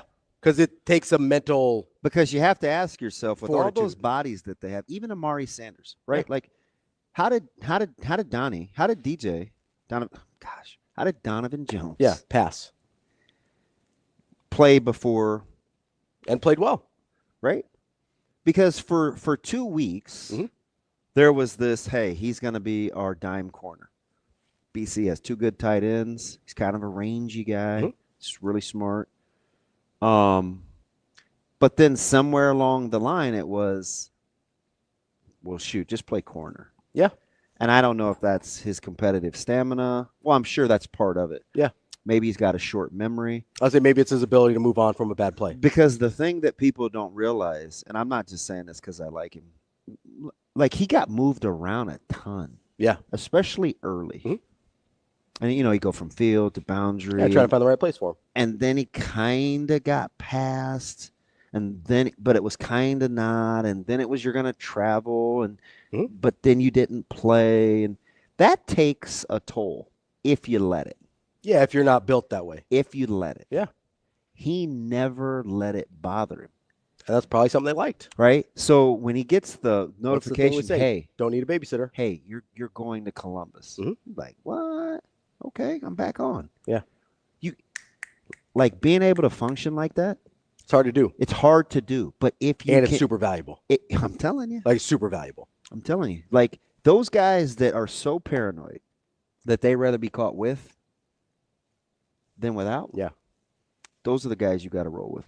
Because so many things happen that you can't control. Your ability to hang in there is like 80% of it. That's why I'll never speak down on Malcolm Hartzog. Yeah, because he's hanging in there. Man, this And dude, a lot has been asked of him to do a listen, lot and of his different body things. was a mess. This dude needed to rest. Yeah. Like his body's a mess. Right? And physically, he's probably not equipped to do a lot of things they asked him to do. It's just no downtime. Yeah. Yeah, you play 3 different positions. You know, you got to know this. It's just taxing. Mhm. You know, so And he has to know that a lot of the things they're asking him to do are probably not going to make him look the best. yeah. But he's the best one left to do it. What did Coach Coop say on his way out the door? Hey man, you know, this year Mhm. I'd like to have Malcolm play here. We asked him to do a lot last year. I'd like to see him when he can just do this. Yeah, ask him. Coop said this Yeah, on the way out. Yeah, before he was done. Yeah. And it didn't turn out to be that way. No, because they needed him They again. needed him, yeah. With injuries and everything to again kind of save their bundas a little bit. So JJ's an interesting one because I think like if you just watch him test, Yeah, physically people are he's going to be enamored with him. yeah. Another guy people are probably going to be physically enamored with is Bly Hill. Just the positional size. I don't know. You don't think so? I don't know. I think positional size people are going to just freak out. And this isn't, oh man, DB, not a ringing endorsement. I haven't watched him enough. Totally fair. I just haven't. I don't know enough. That's just a guy where you're going to see a frame and you're going to go, I'm going to pay attention. If you're a scout. Yeah. Um, I simply don't know enough. And that's totally fair. I don't either. How do you feel about, is there anybody on either side of the line that you would be enamored with? Or that you'd want to keep an eye on at the very least? You're gonna laugh. Yeah. Competitive stamina. I think I know who you're going to say because I think it's who I was going to say. Good size. I kind of like Lutovsky. Oh, okay. No, that's not who I was going to say, but I like Lutovsky. I kind of like Lutovsky. I feel like, I don't know if we appreciate him enough. He played good football. He did. I mean, we said it yesterday. I know you're not a huge PFF guy, but he graded out the same as the Notre Dame guard that we're enamored with. And look where Nebraska ran the ball in crunch time. A lot of Lutovsky side. You know, he would lead. Evans would pull. Like, So- I just kind of, I would love to chart that. So you brought up one of the guys I was going to say, Justin Evans. Yeah, but if you see Justin, like just like from me to you, I don't know. So physically, he's not. He's small. Physically, he's not going to blow people away. But how many He's times? really, really short. So he's not going to get drafted high. He's probably a third-day guy because physically he's not going to blow people away. But how many times do you see these interior offensive linemen that nobody cares about, that nobody's enamored with their physical stats or their testing or whatever, that you look at and you go, that guy's mean-spirited and he's going to keep going. He's probably in the top 10 of guys like I would draft. Yeah. If I was starting my But you're team. not going to be enamored with him as a scout. He would be in my he'd be a top 10 pick. Like if I had to bet on a guy, Justin Evans is probably one of the guys that I bet on to make it. So I think I'll go back to something Coach Rule said Saturday that didn't seem to make a lot of sense when he was talking about 98 to 105 or whatever the number was he picked, the last 10. What did he say, 7 to 10 or the last whatever? 7 to 10 guys on the roster. He said those are guys that make our program better. Mm-hmm. Now, Justin Evans is physically way better than a guy that just makes your program better. Yes. But his mentality is why I would draft him in the top 10. Absolutely. Because I need that guy. If I put that guy in my position group and we're doing drills, my drill work is going to be better. 100%. I could be apt to walk away. Say, Justin, you got this? I'm going to go look at these guys over here. Yeah. And I know somebody's either going to get whooped or they're going to raise their level. I buy that. You know, that's what I said about Ty. Mm-hmm. you're not trying to replace his talent. You're trying to replace the other stuff, how he attacks the intangibles, the intangible stuff. Yeah. Like that's what you're trying to because they have a couple of more what I would call physically talented guys. Oh, for sure. I think so. A handful. Yeah, like several. Will you work like that though? Will you have joy and going to work every day like that? That's why I would keep an eye on Justin Evans. I understand he's probably a day 3 draft pick. Listen, if Keona Davis, that's a guy I want on my football team. Works the way that Justin Evans works. Yeah, he's a first-round pick. He's incredible, right? I mean, am I exaggerating? It's so hard along the D line that I'd like to give myself margin for error, so I would say no. But you're not crazy. Like it's not out of the question. No, you're not crazy. Like if he works like Justin Evans, he's gifted. He's going to be in that conversation. He's gifted. That's how we'll talk about him. Great frame. Yeah. Long arms. Yeah, I know. Like when they kind of said what they did about Keona Davis last offseason, that people sort of lost their minds a little bit, and that was probably not fair to put on him. But I do think physically he is as gifted along that D line, kind of as anybody they have. I'm going to ask this question. My buddy asked me, "Aren't you trying to replace production?" Where specifically? Maybe was he talking about the Ty Robinson? I assume so, because 8-17 is right now. Yeah, so that was probably right after the Ty Robinson comment, because you said you're trying to replace the mentality and the intangibles. When you think Ty Robinson, this is rhetorical. This isn't rhetorical. This is real. Yeah, real time. The first thing you think of is to replace production. No, not really. Now it depends on. I guess it depends on what you mean by production, because if they want to play the statistical data, or his impact. So that's what I said. It depends on what you mean by production. Because statistical data, I don't think that at all. Impact, maybe, probably. But then also what he means to that team. I need you need clarification there. Yeah. Because I'm not quick to say yes or no. If you're telling me the argument is impact, not stats, then I'll hear that. Because I don't his stats were good. They weren't irreplaceable. Right? His impact might be irreplaceable if you're asking the same guy or different guys to do the same thing, which is why we talked yesterday about trying to either get guys on the move, or maybe you're playing gaps versus head up, or maybe you're playing a 4 front versus a 3 front. Like you're going to have to do it a little differently because you don't have a guy like Ty. And so the impact, you can make an argument. I'll hear that. So let me just give you something for clarity's sake for folks listening. We appreciate you. Hopefully this is why you listen. But so, I told you that, Coach Butler strikes me as a pressure guy. Mm-hmm. Well, some of that was because watching Bull stuff, they were always on the move, right? So a couple of days ago, I was like, hey, I want to go back to bowl game preparation, just game planning and stuff. And I think part of the schematics or why they wanted to come downhill is because they wanted to protect the D line, because they didn't know if they could play how they had played throughout the season, being short of numbers. So they were already thinking about how else can we play, given the fact we're missing 17 sacks and totally from 3 guys, the rotation, how can we play if we have to hang in? Right. So that's a real thing. Yeah. I mean, we would sub sometimes along the D line, and I would do this even at the youth level. And, because we had guys that we wanted to play, and clearly they couldn't do everything that the defense called for. And I would ask our D-line coach, I'd say, hey, who's in at nose or who's in at the 3? Do we need some pressure to protect them? So you can do that. Yeah, 100%.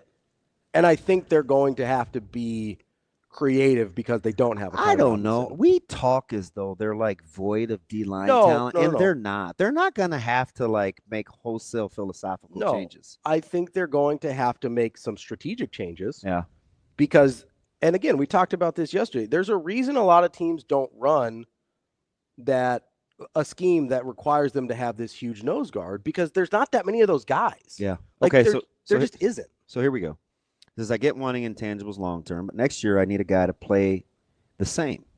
I'm not just talking about trackable stats, but are they occupying blocks? Are they forcing doubles to free up others? Yeah, the impact. I think we need a handful of guys to do that and not take a step back. Okay, so I'm vibing with the second part. Yeah, the impact part. Yeah, right. That's more impact. Totally agree. I agree. And that's a tangible impact, but it's not a statistical impact. I agree with that. So, but I also think I agree with you. They have guys that could have similar impact, but it's going to look different. Yeah. Right? Riley Van Poppel is going to play a similar position, I think, to Now, Ty Robinson, but he's going to look different. And I get it, because it's not just as simple. Because I think I think what he's saying is, hey, man, it's not that easy. For right? sure. Okay, so, and I agree with that Yes. too, because I always say this, it's easier to spell the man than to be the man. So, I mean, Ty could play 65 plays if he needed to. Mm-hmm. There aren't a lot of guys that can do that. Not at that position. He played 50. What did he play in the bowl games? 60? 55, 60? Yeah. Not at that position. At 300? Yeah. That's hard. That's hard. That's really hard to do. So you're asking I'm not saying, hey, RVP, go get your 55 snaps. Yeah. I'm not saying that. But you say, hey, can I get 40?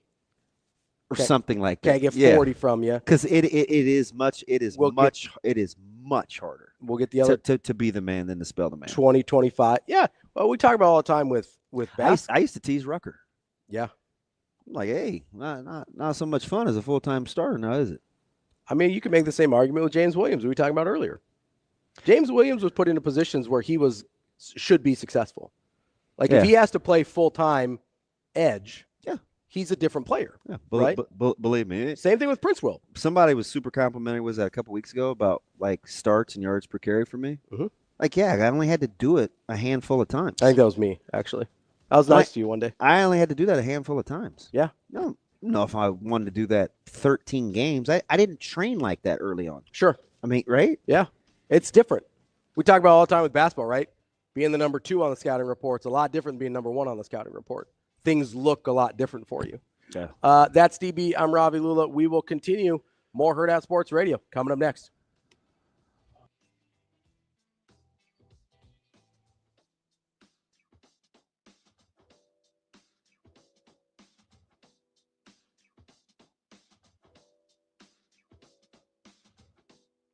We will be back.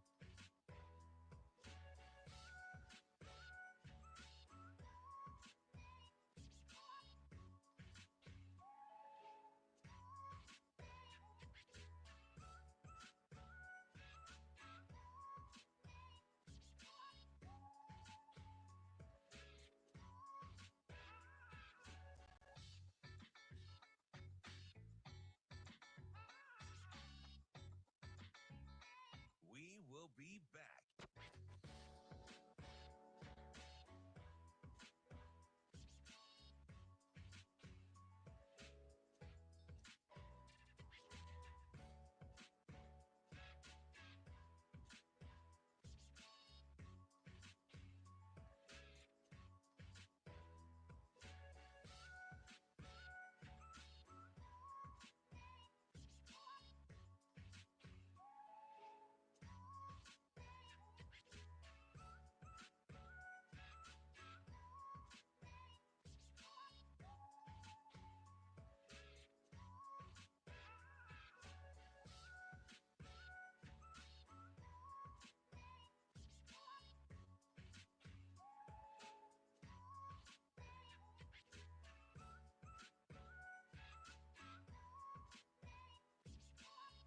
We will be back.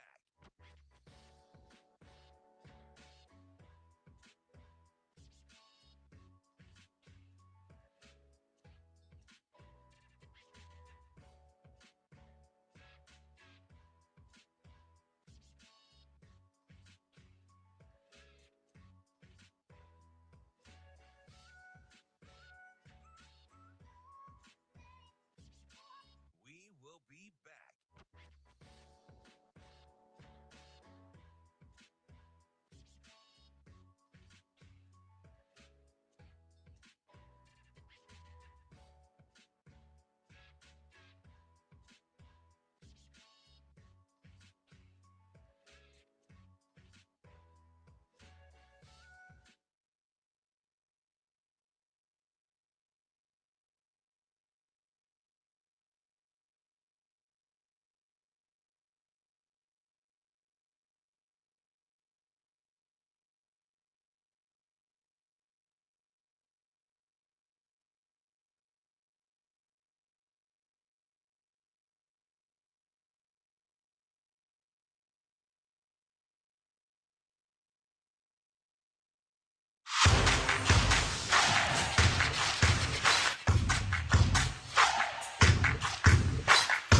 You're listening to Hurrdat Sports Radio.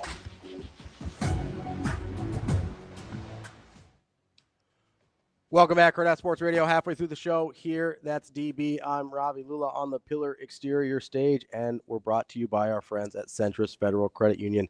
It is time to consider breaking up with your current financial situation and seeing what Centris Federal Credit Union has to offer. Just because it's Valentine's Day doesn't mean you have to stick it out with your financial institution. Maybe there's something better out there. Check out centrisfcu.org to see all their offerings and services and to chat with an expert about your specific situation. Centris is federally insured by NCUA. DB, What's up? there's something I wanted to get to, and we got sidetracked because somebody asked a good question in the chat, so appreciate Max. But we had been talking about last week our friend Dylan Raiola, somebody that we won't look at until at least another year away draft class, right? And you said something that got a little bit of run that I think people maybe didn't take the right way about Dylan. And then Coach Rule kind of said the exact same thing on Saturday about Dylan and some of the things he needed to work on. Oh, I got you. So I've been on that one for a while. You have. Right? Like that was the guy that I said, this was the Brunts conversation. The most improved. Or who? I said, hey, we don't talk about this a ton, but how about if we want to look at development, how about we take Dylan? Yeah. Like I would probably start with Dylan as the most important developmental piece in this program. And I'm not going to fight you. I mean, I'm not. But nobody. So at the time, nobody really agreed. I thought there were other guys. And there were also other good ideas. But I didn't think you were crazy. Where I almost got off. Yeah, you did almost cave. I almost got off of Dylan. I was like, okay, yeah, I like him. I said Keona Davis, and you like, kind of vibed with that one. I like the Riley Van Poppel one. I like somebody said Gatula, I think.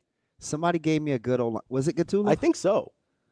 Because I think they're like, hey, if you've just got a left tackle that's like a dude. Oh yeah, great. And I kind of was vibing. Yeah, with that makes sense. I was like, I didn't even scoff at Brunts' Emmett Johnson. Sure. Because I was like, oh shoot, if they could run the ball like that, if you get the flashes where he looks really good most of the time. Yeah. Emmett Johnson's super valuable.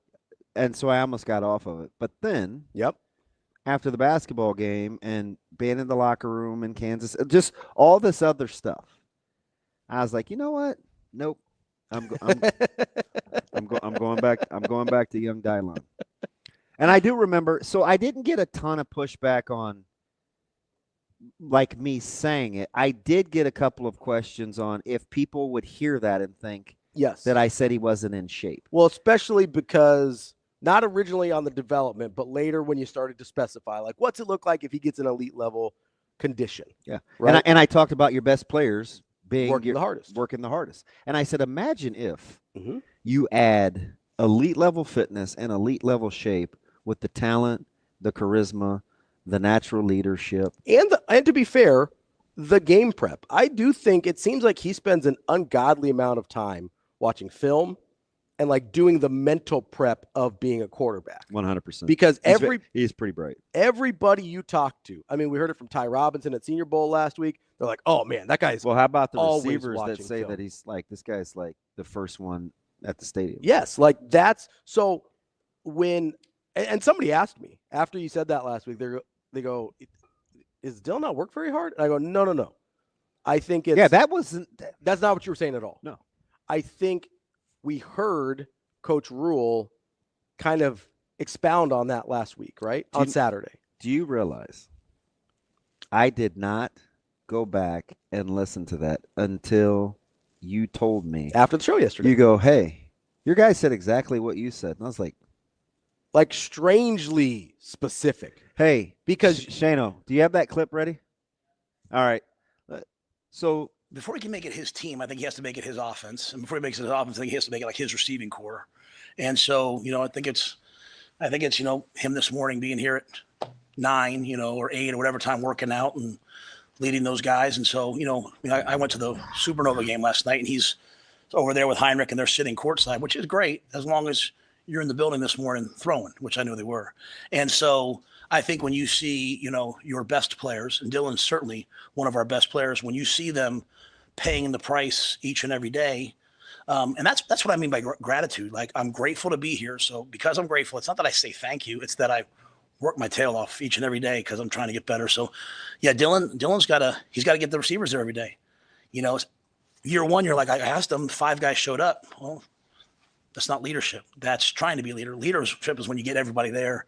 And I think he'll do a great job at that. At the same time, mastering himself, getting quicker, getting his weight, to the proper weight, continuing to learn the offense, mastering his fundamentals.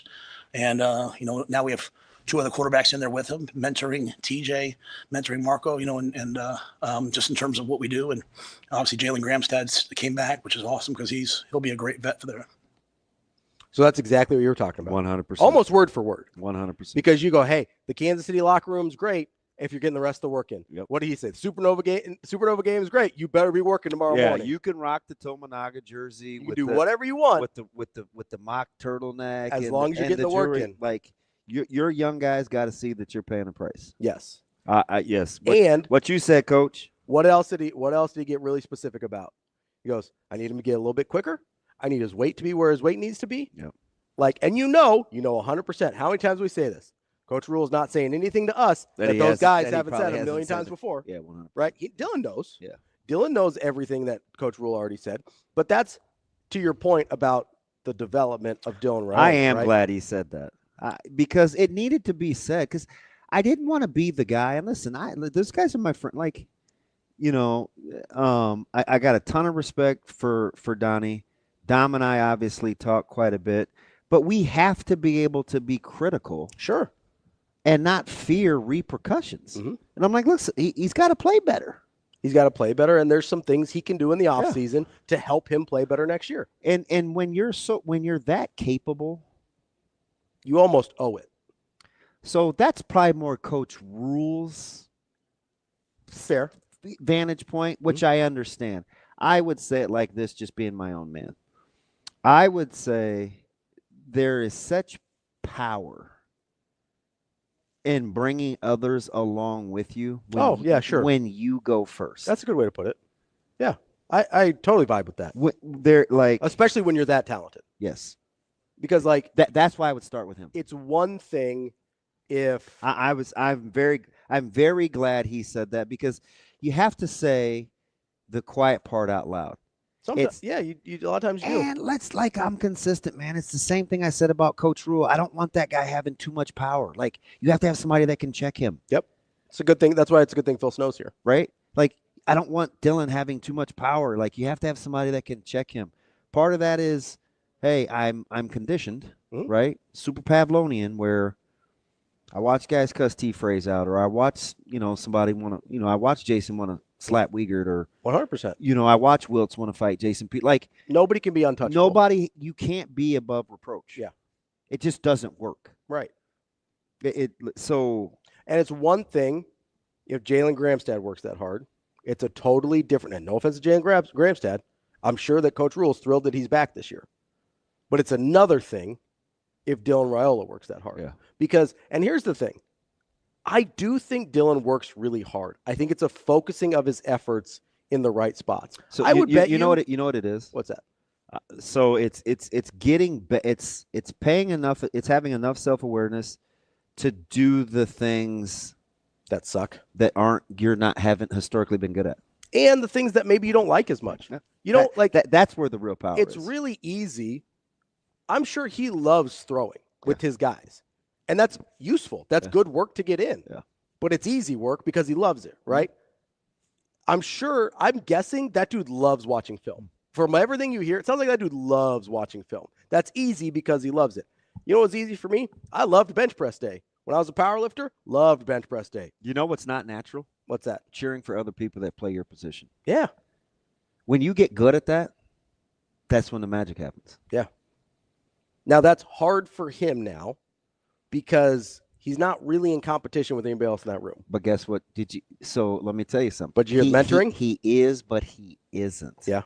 He's in competition with doing what doesn't come natural, and that's to lead young pups. That's his challenge. Yeah. That's the equivalent to me being able to cheer LP or Clinton or maybe Amon or whomever else on. Maybe. Right? Or Abdul to look at Reggie Ball and say, hey, man, go get him, Reg. Yeah. Or, Corey Dixon to look at Abdul and say, hey, man, go make that play. Or William Washington to look at Tremaine Bell and say, oh, my gosh, you're the vertical tight end threat now? I would like for that to be me. But, hey, Tree, do you. You go get him. Right? Like, that's tough. But then that's tough. You're competitive as hell the rest of the week. Yeah. But day of, you got to be supportive. That's tough. Right? That's a tough place to live. Like, that's a tricky line to walk. Yeah.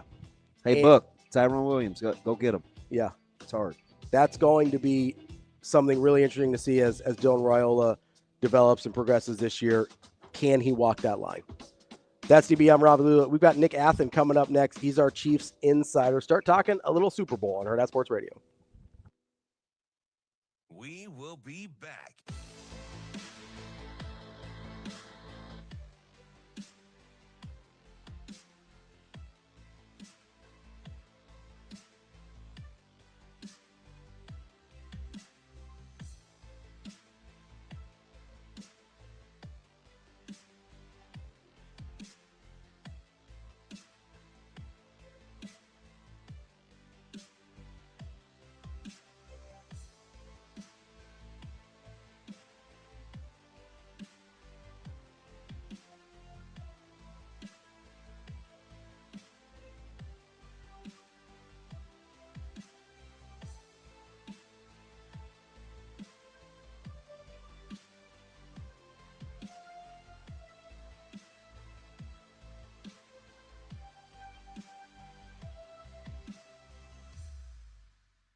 We will be back.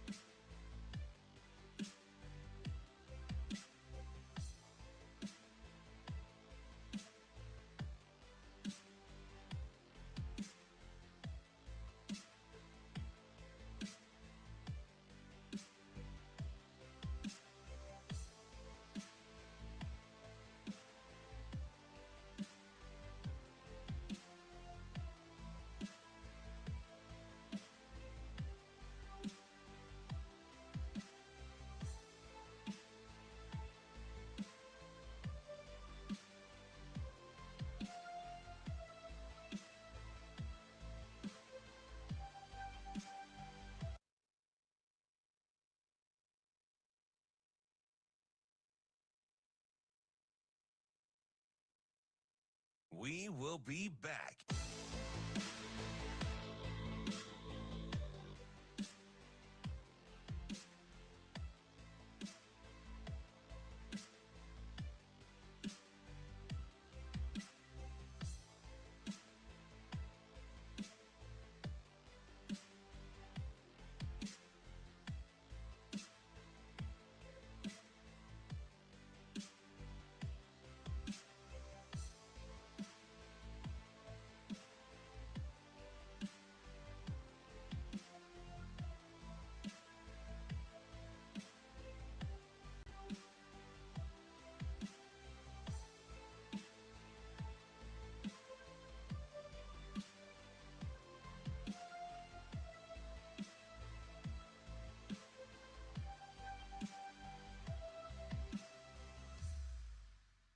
We will be back.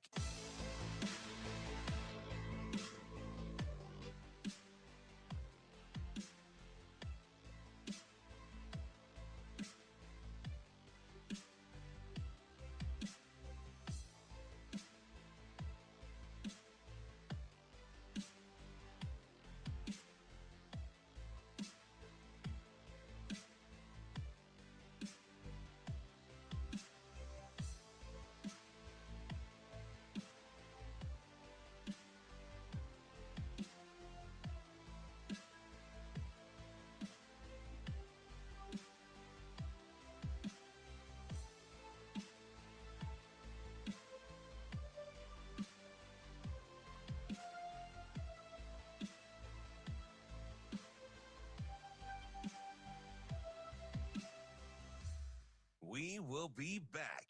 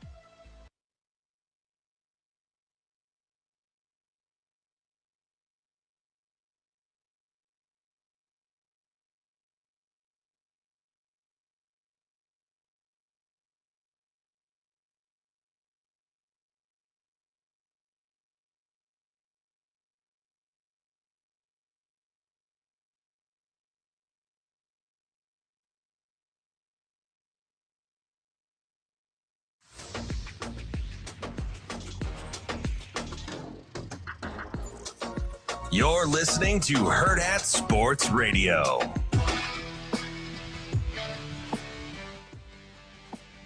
Wrapping up hour number 2 here on Hurrdat Sports Radio. That's DB. I'm Ravi Lulla. We're live here from Hurrdat Sports Bar and Grill. We are joined now by Nick Athan. He's a Chiefs insider for Chiefs Blitz. Nick, how are you this morning? Hey, I'm doing great, guys. How about you? Good, Nick. I was telling these guys off air in our former life, the very first time we talked to you in Omaha, this was at the very beginning of this Chiefs run, and I have to give you a little bit of credit because I think some of our non-Chiefs fans that were listening to that segment where you were basically saying, "Hey, look, they're just getting started. They're on the cusp of something special." And 3 years later, they're on the verge of doing something that's never been done. That's incredible. Yeah, this is just it's a great time to be a Chiefs fan, and it's remarkable. I didn't realize this today, but there's only 5 players left in the Super Bowl 54 team, and they've won 2 Super Bowls since, and on the cusp of winning 3 in a row.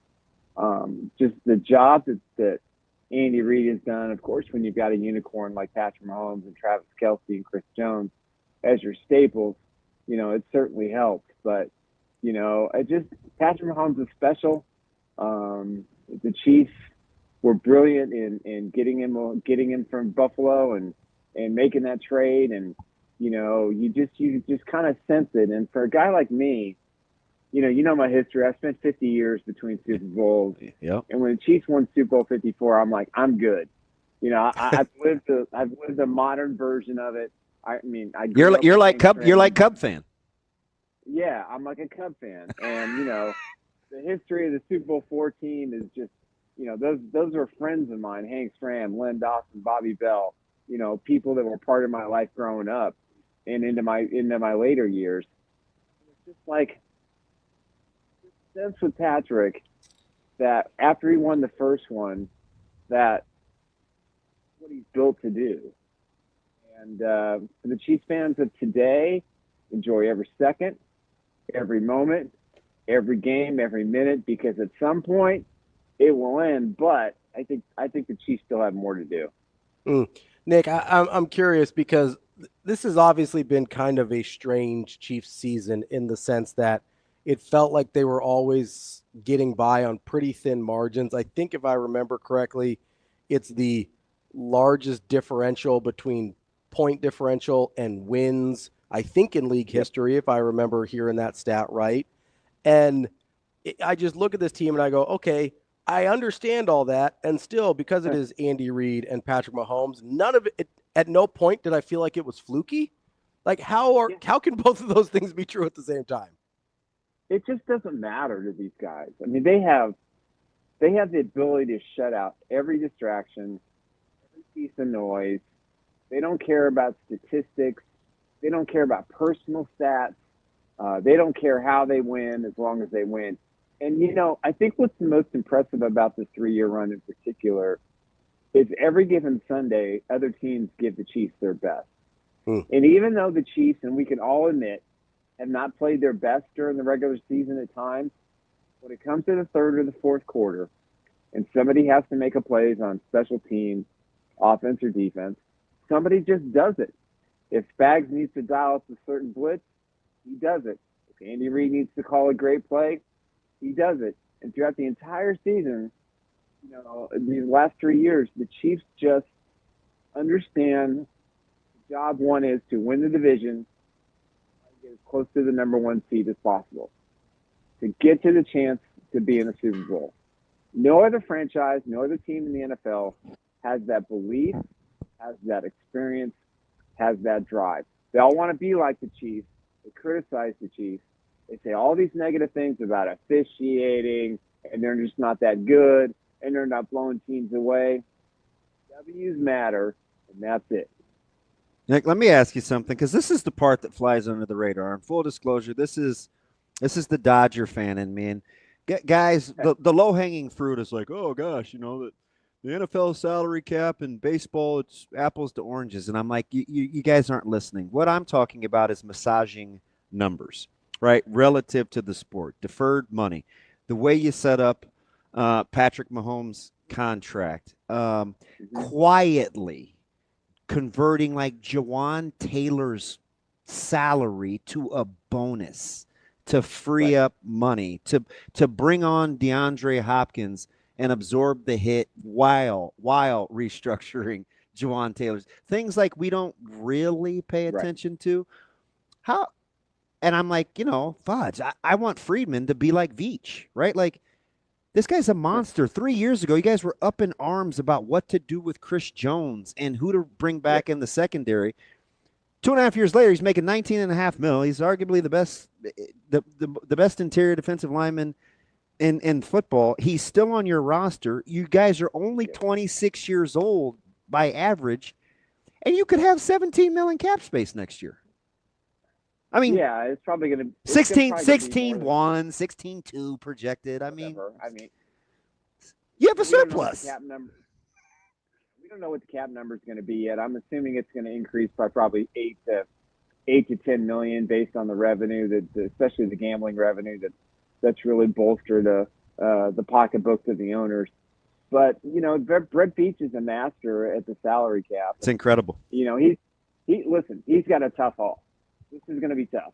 He's got 4 free agent wide receivers. Trey Smith wants a boatload of money.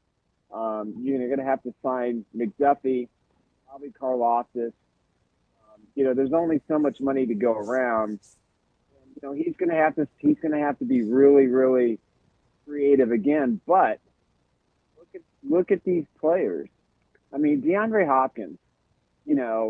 It's so much fun to watch a guy like that the Chiefs can afford to bring in midseason, who has appreciated every moment, doesn't care how many passes he catches, just wants to help his team win a Super Bowl. And he finally gets an opportunity after 12 years in the league to play in the Super Bowl. So when you look at how Veach runs everything, he's always a year or two ahead of everybody else. And that's what makes him so great. And that's why they're in this position. Nick, I want to move on to the actual matchup against the Eagles here real quick with the last few minutes we have with you. And I'm curious because, I've watched the Eagles all year. I've watched the Chiefs all year. Is there anything about the Eagles that, as somebody that covers the Chiefs and is invested in the Chiefs, scares you about this matchup? Not really. I think the Chiefs are lazy. There he is. The Chiefs are laser focused. If you watched opening night last night, and you looked at when Patrick Mahomes and Jalen Hurts were on stage together, you could just tell. Patrick's like, dude, you got no chance. And Andy Reid's next to Nick Sirianni. It's like, he doesn't respect that guy one bit. Well, I think part of it is because he's used to carving up Fangio, but we'll see if it's still apples to apples. Fangio's 0-8 against Patrick Mahomes. He's going to be 0-9. Now, listen, this is the best Eagles. This is a better Eagles team than what the Chiefs faced 2 years ago. Completely agree. Problem is, the Chiefs are on the destiny track. What they're going to do, there's no way. I mean, think about this. They won the Super Bowl in Las Vegas. It's been three-peat for almost a full year. And though the players don't really talk about it, it's there. The expectation of the fan base, it's there. The expectation of ownership. The first thing Clark Hunt said when they went to training camp was, you have an opportunity to make history. We're going to do everything we can to support that. And trust me, Clark Hunt, he wants this badly. He wants to shove it up, the Patriots dynasty and the Steelers dynasty and the 49ers dynasty and the Cowboys dynasty and say, we're the greatest ever. Should they three-peat, the greatest NFL dynasty in NFL history, period, bar none, it's over. And then people are going to say, well, can they four-peat? I mean, it's just, this game is so significant for the organization, for the coaching staff and the players about legacy. They get it. The Eagles 2 years ago were really happy just to be in the Super Bowl, and they didn't really practice hard during the week, and Nick Sirianni didn't really know what to do. And now he's in a similar situation where he's got a little bit better team, better roster. You got Saquon Barkley, who's made all the difference in the world, and he has been brilliant. And so they're going to ride that train. Hopefully that's what, if they're smart, they will. But they may want to go toe-to-toe with Patrick Mahomes in the passing game. So, again, look at everything in its totality, and I'm big into the NFL gods, and I'm big into the destiny and fate. Chiefs, this moment, they projected this moment, they believed in this moment, and I just can't see a scenario where they lose this football game on Sunday. That's our guy, Nick Athan, Chiefs Insider for ChiefsBlitz.com. Nick, appreciate the time as always, and I hope you enjoy the game this weekend. I'm certainly going to. You guys Thanks, Nick. Appreciate it. That's Nick. Coming up next, we will get into hour number 3 and our guy, Mike J. Schaefer from Husker 24/7. That's CBM Ravi Lulla. It's Hurrdat Sports Radio.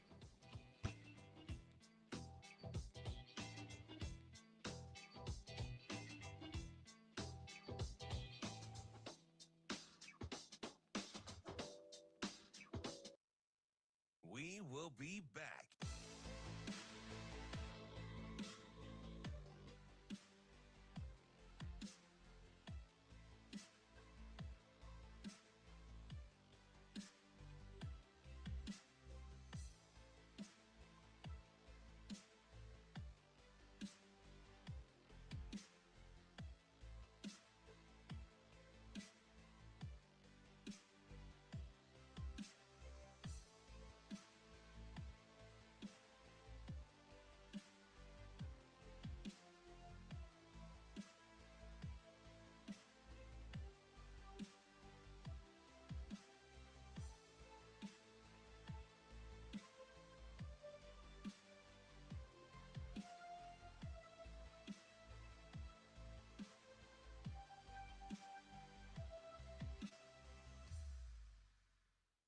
will be back.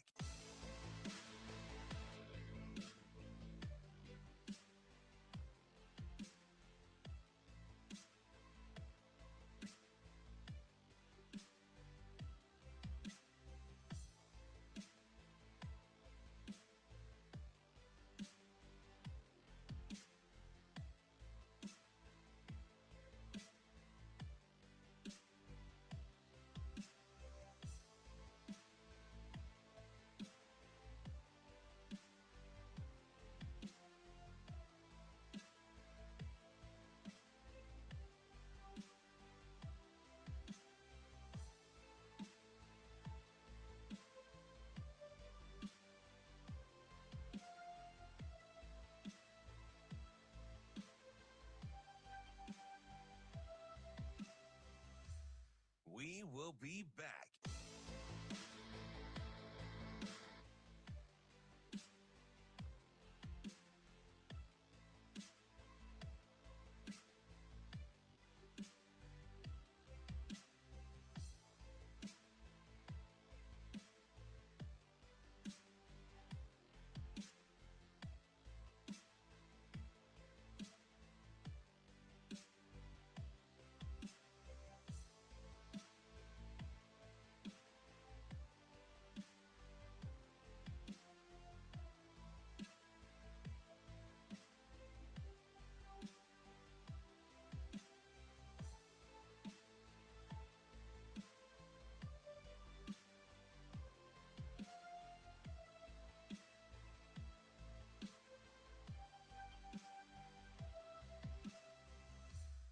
We will be back.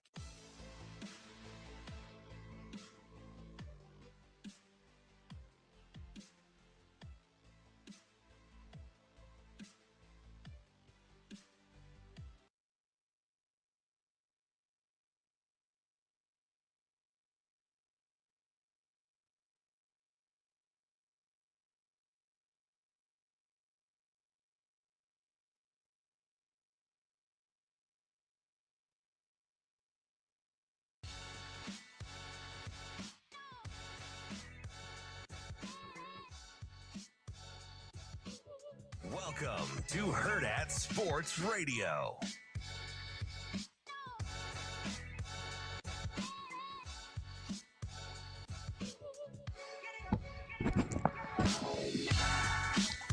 Kicking off hour number 3 here on Hurrdat Sports Radio, presented by Centris Federal Credit Union. That's DB. I'm Ravi Lulla here at Hurrdat Sports Bar and Grill. We should be joined shortly by our friend Mike Schaefer from Husker 24/7. But, it's funny because, Nick was kind of playing it cool there for a second. And then, I asked the fandom kicked in. I asked the Eagles question. He's like, nah, I'm not worried. I don't know. I think it's going to be a fantastic game. The Eagles are pretty good. Yeah, they are. Like, the Eagles are pretty good. We keep trying to tell ourselves they're not, but all they do is keep winning. They keep winning. They're pretty dynamic offensively, and their defense is better. In the run game. In the run game, and their defense is better. Like, I think their defense is better than it was 2 years ago. Imagine if Dean was playing. Yeah. But I'll see what they can get from Graham. Is he going to be a situational pass rusher? Coming back from a torn bicep this quick is almost unheard of. Maybe he got some of that deer antler spray that Ray Lewis was rocking about a decade ago. And Graham's retiring after this year. Yeah. But he is definitely their leader up front. One last hurrah there.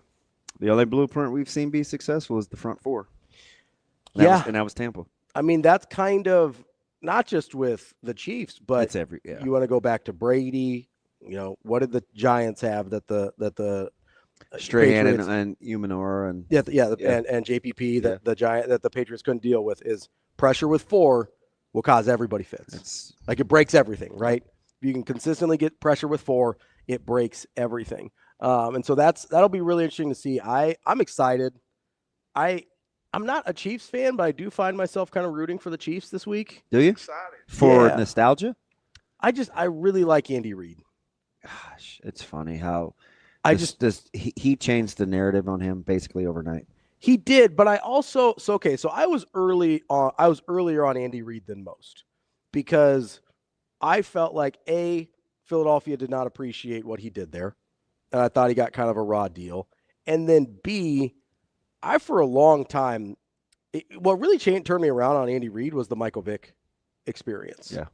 The fact that he was able for like a year and a half to turn Michael Vick into the thing I always hoped Michael Vick could be, and it looked incredible, that to me was like, oh, Andy Reid's really good at this. Because I think there was a time where it's like, I'm not sure if it's Andy Reid. I don't know if it's Donovan McNabb. I don't know what it is, really. He won with some quarterbacks that we kind of were like, yeah, but. Yeah, Alex Smith. They won a lot with Alex Smith. I mean, people. And I like Alex Smith. I think Philly fans appreciate Andy Reid way more than Donovan McNabb. And now, do you think they did at the time? No. That's my point. Until yeah. The fitness game and the throwing up and the needing to take a timeout. Yes. And then people question McNabb, but that was closer to the tail end of his run in Philly. Like in the stretch where they were really, really good, I think people thought it was more about McNabb than it was about Andy Reid. People forget though. Mm-hmm. Okay. You know, why aren't you game management? Why aren't you running the football? You know, why wouldn't Brian Westbrook get his touches? Like clock management. How are you getting away from Staley? Like the clock management is horrible. I did like Deuce Staley. The narrative changed almost overnight, really quickly on our guy Andy Reid. But I did think he got an unfair shake in Philadelphia. And then what kind of led me to rooting for him was I felt like he was too good of a coach not to have a Super Bowl. And for some reason that mattered to me. And now, of course, he got the first couple at my expense. So I don't love, or two of the first three out at my expense. So I don't love that part as much. But I do think, like, there's a part of me, and I'm not trying to be disrespectful to Belichick, there is a part of me that is more impressed with Andy Reid than I was with Belichick. No, I get it. And I don't know exactly what it is, but there's a part of me that has been more impressed with Andy Reid. We're joined now by a guy I'm always impressed with, my guy Mike J. Schaefer, Husker 24/7. What's up, Schaefer? Hey, sorry about that. I apologize. Sorry, I just thought you didn't love us anymore. No. If I didn't love you, I'd have just ghosted you completely. Shave, where are you headed? I'm nowhere. I had something that was going on this morning that ended up not happening. I could have switched over to the to video, but I realized it kind of late, and then I was late to the phone call. Basically, I need a redo to start over my morning, so if we can just go back a couple hours, start this over. We're rewinding. Hey, we were talking about kind of impact, or not impact. We were talking about development and in-house development and like kind of where you were starting. You know, I'm kind of on that Dylan Raiola thing about, you know, elite level fitness and how leading young guys and kind of the next transition. If your poster guy is your best development story. After you heard Coach Rule talk about what Coach Raiola, what Dylan needed to do in order to kind of take the next step, do you feel more encouraged about the direction of accountability and kind of leadership, knowing that him telling us probably wasn't the first time that Dylan had heard that? Yeah, I mean, I guess the encouragement can't really come until the results follow, right? Like it's definitely, it sounds good. It seems to trend in the right direction, but like all of these things, I mean, and this is sort of the nature of the off-season conversation, we're sort of just needing to see results that follow, because there's enough things that get said every off-season now that it doesn't feel like the follow-up is necessarily always there. And I'm not saying this is going to be one of those things, but again, it sounds good. Let's see what it all kind of looks like when we get to spring football, and then let's see what it looks like when we get to the summer, and let's see what it looks like when we get to the first game. I mean, some of this is, we always want the answer to be immediate, and it's all going to be gradual. And so I'm trying to avoid overreacting to everything, which is difficult. And so this is what you want to hear, I guess, is the answer that I've stumbled through there. I'm doing a great job on this interview, guys. You should really have me back again. I think that's I think it's fair, right? Yeah, that's a fair answer, it's because perspective. The gradual versus immediate perspective is important, right? Because you're right, we do want everything to kind of just snap our fingers one day. It's like, hey, we had a great offseason, so 10 wins next year? And it's like, it doesn't always work that linearly, right?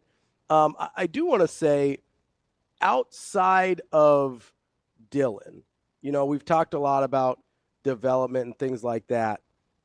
Somebody asked us a question in the chat. I'm putting you on the spot here, Mike J, so I apologize. But that's fine. They asked us, of the guys that will be draft eligible after next year, if you're an NFL scout, who kind of piques your interest on this roster? Oh, that is interesting. So basically, I think it's the 2023 recruiting class, right?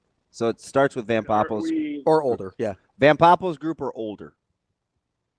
Aren't we kind of in a little bit of a holding pattern with much of that class, like to see what they are? Yeah. Because that 23 group was Matt Rule's first class in the sense that he got here in November and he put it together. They lost some of those guys already now in the transfer portal. Riley Van Poppel, we'll find out more of what he is after the redshirt year as we get through spring and summer. Those offensive linemen haven't really had a chance to develop. The wide receivers in that class are no longer with the program for the most part. Or if they are, they haven't made an impact yet. You don't have, it's just a very different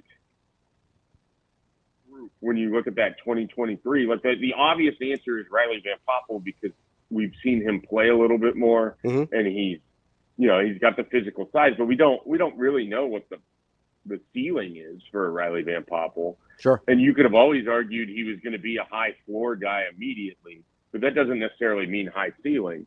So I'm kind of struggling with that one because in that group, they've had a lot of change. Like, I don't know where else in that roster, we're talking about. Can I toss some names at you? Here. Yeah, go ahead. Because I'm struggling to come up with some other people because I'm thinking of the line. And obviously Prince Will has left. So some different people of that nature. The guy, and we didn't bring him up, DB, but a guy that I'm thinking about is what do you, like, what's the ceiling on a Cam Lenhart? I think that Cam Lenhardt's ceiling is a pretty good college football player, but I don't know that I see a guy that is a practice squad player for the NFL at this point in time. I mean, first of all, we need to see consistency throughout, even like an 8-game stretch. This is a guy who's undersized playing what he is at Nebraska. He was undersized when he was at IMG. His intangibles seem to significantly outweigh what his physical projectables are. He's someone that I think was well-liked in the locker room at IMG, and I think that's carried over at Nebraska. But I don't know that I don't think his physical projection is something that makes NFL scouts go, okay, we want to watch this. So then the production has to be there because the intangibles enough aren't going to get you in the NFL. So I think there's a lot with Cam Lenhardt that remains to be seen, but I think the upside is he could be a really nice player for Nebraska. I don't know if I see him as an NFL guy. That's exactly how I feel about Sierra Wright. Although I think the talent ceiling may be a little higher than Cam's just because of the body type, but I think Sierra is, and this is clearly no disrespect. His productivity may exceed his skill, even though he was highly thought of. I get it coming out of high school. Like you look at him and you watch kind of his mannerisms and his body type. I don't know. To me, he plays better than he looks. I think that's fair. Like one of the interesting things about him is it's not like he immediately walked into Nebraska and took someone's job. They kind of had to shuffle things around with the injury last year, and you played Buford at corner, and I'm fascinated to know what that looks like here in 2025 if he's going to go back to safety. So I could see that with Sierra Wright as well. And again, when we're talking like he's not 6'2". He doesn't have long arms. He doesn't immediately jump off the page. Like when we talk about the NFL, and I think we fall into this trap a lot, we assume that guys that are productive in college are also going to be what they want in the NFL. And it's the same as the high school thing. You don't have to be a great production player in high school to have the attention of college teams because they're projecting you out. Braylon Prude barely played for his high school, and he's on a Power 4 football team and was traveling last year. So I look at the same thing with the NFL. Like if Sierra Wright is a productive college football player, I don't think it's a guarantee that he would be in a defensive backfield in the NFL. And again, like, even to make the practice squad, I think you would have to run, really nice times and everything like that. And he's a unique situation where we don't even know if the NFL is really what his aim is going to be. Schaefer, so let me give you I'm glad we're talking about defensive backs here because you brought up some interesting things. There's some guys like Sierra Wright that have been pretty highly productive, maybe don't have the measurables. Then you have a couple guys that are going to have some physical attributes that the NFL is going to be really interested in, but certainly have not produced yet. If you're an NFL scout, are you looking more at Sierra Wright, Jeremiah Charles, or Bly Hill? Bly Hill. I mean, Bly Hill's the guy, right? Like, that's how Stanley John Baptiste goes from wide receiver to corner to second-round pick, because you can't teach being that long. You can't teach, so the idea is if it clicks. Now, his washout potential compared to the other two is a lot higher, right? Like, that's how this works. It's a boom or bust kind of projection thing. Like, Sierra Wright is the safest of those three players. Jeremiah Charles, I'm interested in because I think they like the effort. I think they like what he's doing at practice. It just hasn't translated a whole lot on the football field. You know who that happens for? A lot of football players. Like, he needs more reps. And it's the same for Bly Hill. I mean, we don't know enough about Bly Hill, but I'm just saying if we're going straight projection, I think an NFL team is going to be interested in that body type before they move down the line to Sierra Wright, who's played a lot more and now has some production to show for it, or even Jeremiah Charles, who might test really well but hasn't really shown up on the film. Schaefer, when you're watching kind of this offseason unfold, and this started a couple months ago when I asked, hey, man, who's the poster child for development if Nebraska has a successful 2025 season? Would your answer be the same 2 months ago as it is today after kind of watching this roster unfold? Is there any chance you have it written down what I would have said 2 months ago? I think you were the first one to say Riley Van Poppel. Yeah, well, and that becomes such a stock answer for me because he's a guy that I really believe in. I think that he represents an area where I expect Nebraska is going to be better than what they'll get, credit for coming in. Like, I just think Matt Rule is going to have good defensive line. So that's kind of a stock answer. If I were to change it, I think right now, with everything I know now, here on February, whatever day this is, 4th, how things go for Justin Evans could be really interesting for Nebraska's offensive line. Because if you can put Henry Lutovsky on one side and Rocco Spindler on the other side, and Justin Evans is a really good interior offensive lineman, suddenly you have 3 of your 5 spots filled really well. You have kind of a unique offensive set with how Dana Holgerson wants to do things, and he can play to what his strengths are, which means sometimes they're going to run the football. I mean, obviously they're going to throw it too, but I kind of like what that picture could look like if Justin Evans can make a sizable jump this offseason and go from pretty solid contributor to what if he's just a rock-steady center. I mean, I think that position gets undervalued as to everything you have to do and what that means. And he's athletic enough to play it, and he can move people around. He's a former wrestler. Scott Frost loved him. That's how he ended up on this roster to begin with, because he sort of got dropped by a lot of programs that were high on him early, and he didn't keep growing. But I think there's a solid offensive lineman there, and I think that could really kind of change how you feel about the offensive line. If you can say, okay, we got questions at tackle, but feel great about the 3 guys that they have in the middle of the offensive line.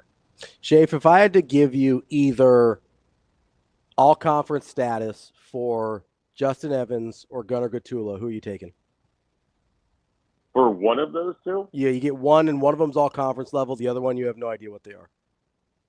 I mean, you got to pick the tackle, right? Like, if this is a value chart. I mean, you're yes, but if you can tell me Nebraska has an all-conference left tackle or right tackle, which they haven't had in some time, I think you have to take that. But it's closer than it probably seems on the surface.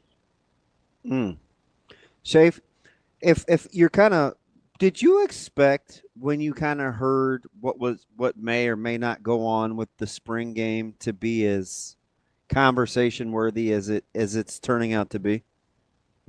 Well, yeah. I mean, this is a fan base that lost its mind when the music that plays as the team walks out for the pregame was changed slightly, or words were added to it.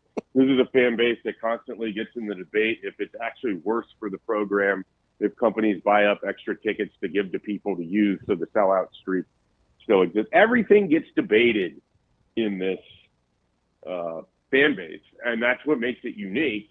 And the fervor and the passion is what makes it stand out. And with that, you have people that are really upset about a 15th practice in the spring that may or may not be a game atmosphere because they may or may not associate childhood memories with it, or they may or may not have made it part of their staple in the spring.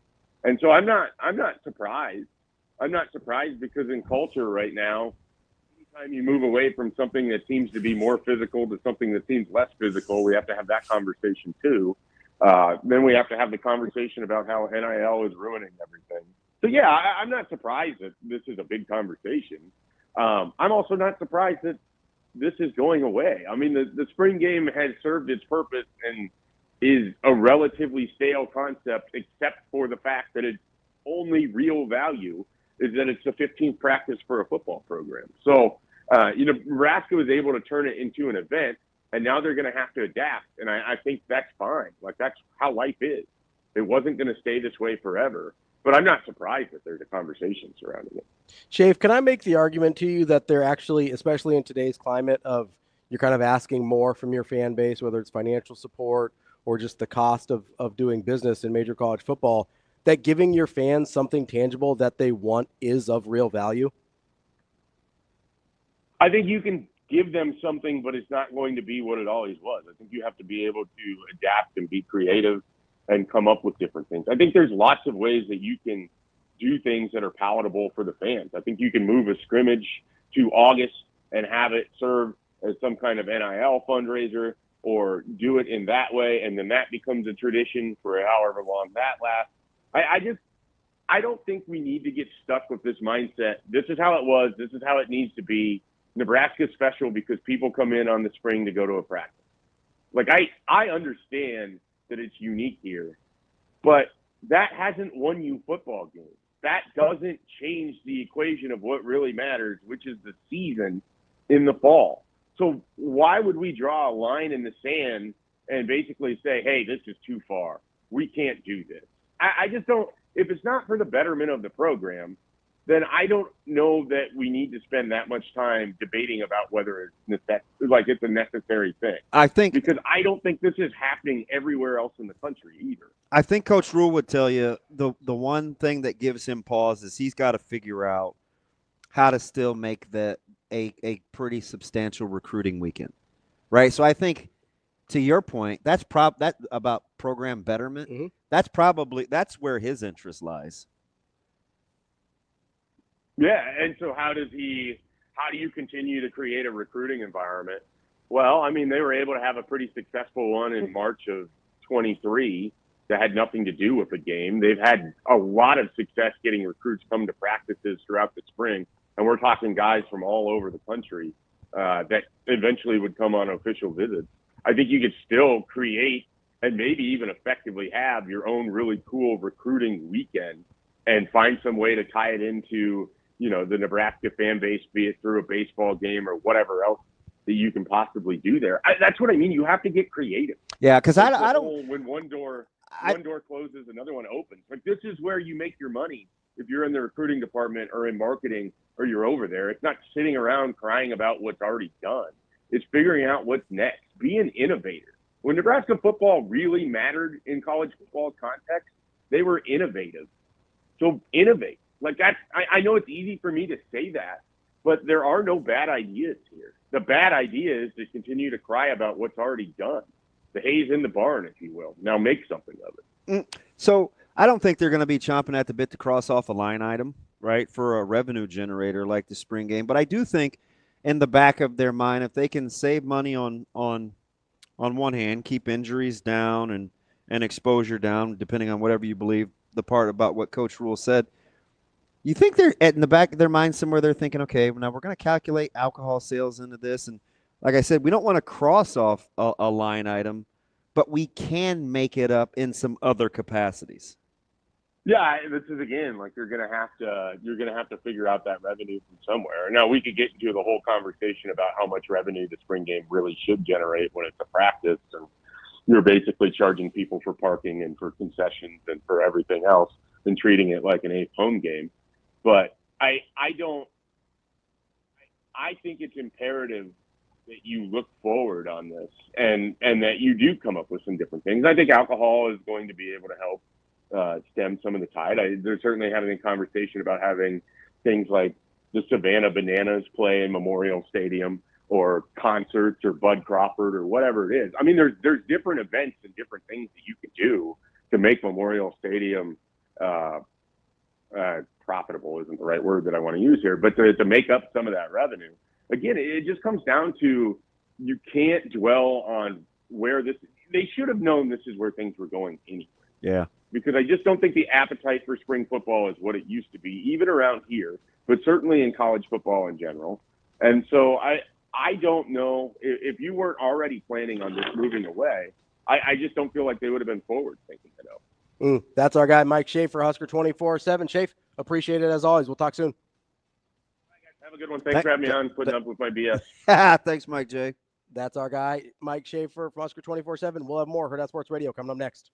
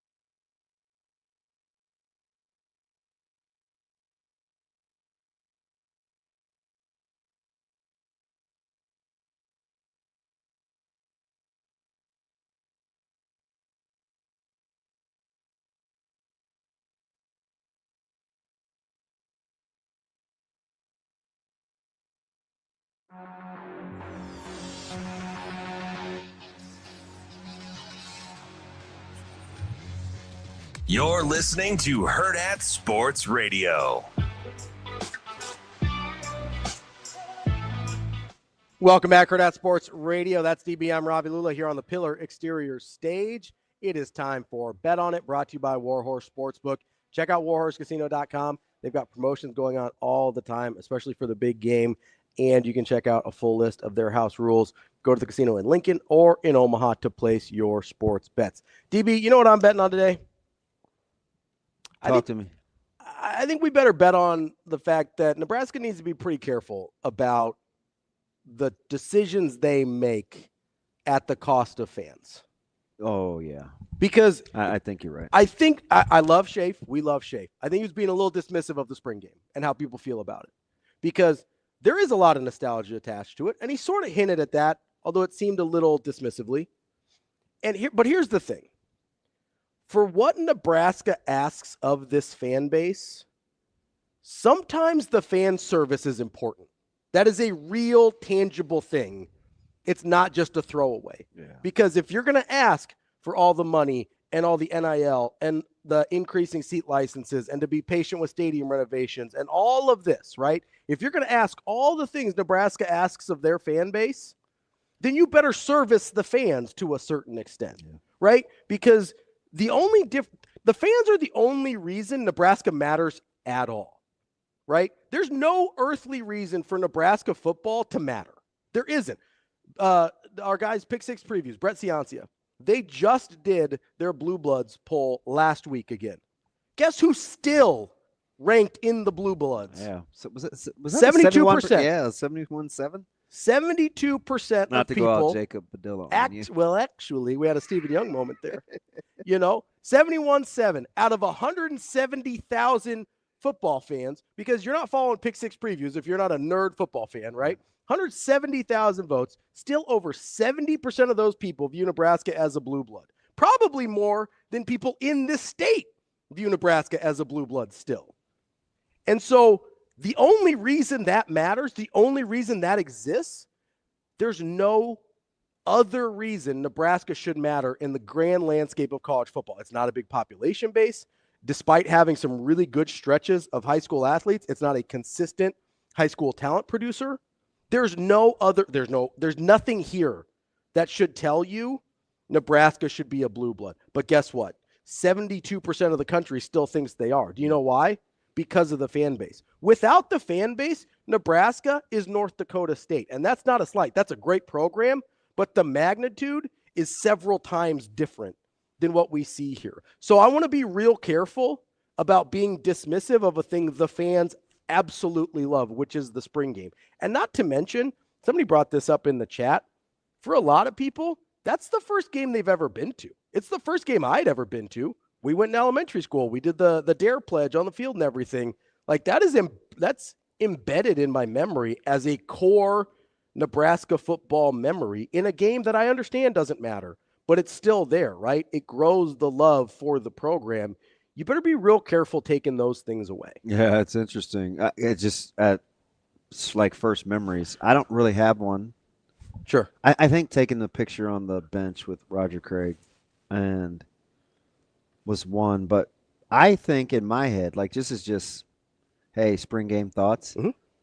Mine is, how else were you going to win a job? Yeah, what does it cost you? No, because that's all I know. Yeah. Right? You lay it on the line in the winter so you can go win a job in the spring. Mm-hmm. So I have to recalibrate my thought process. Yeah.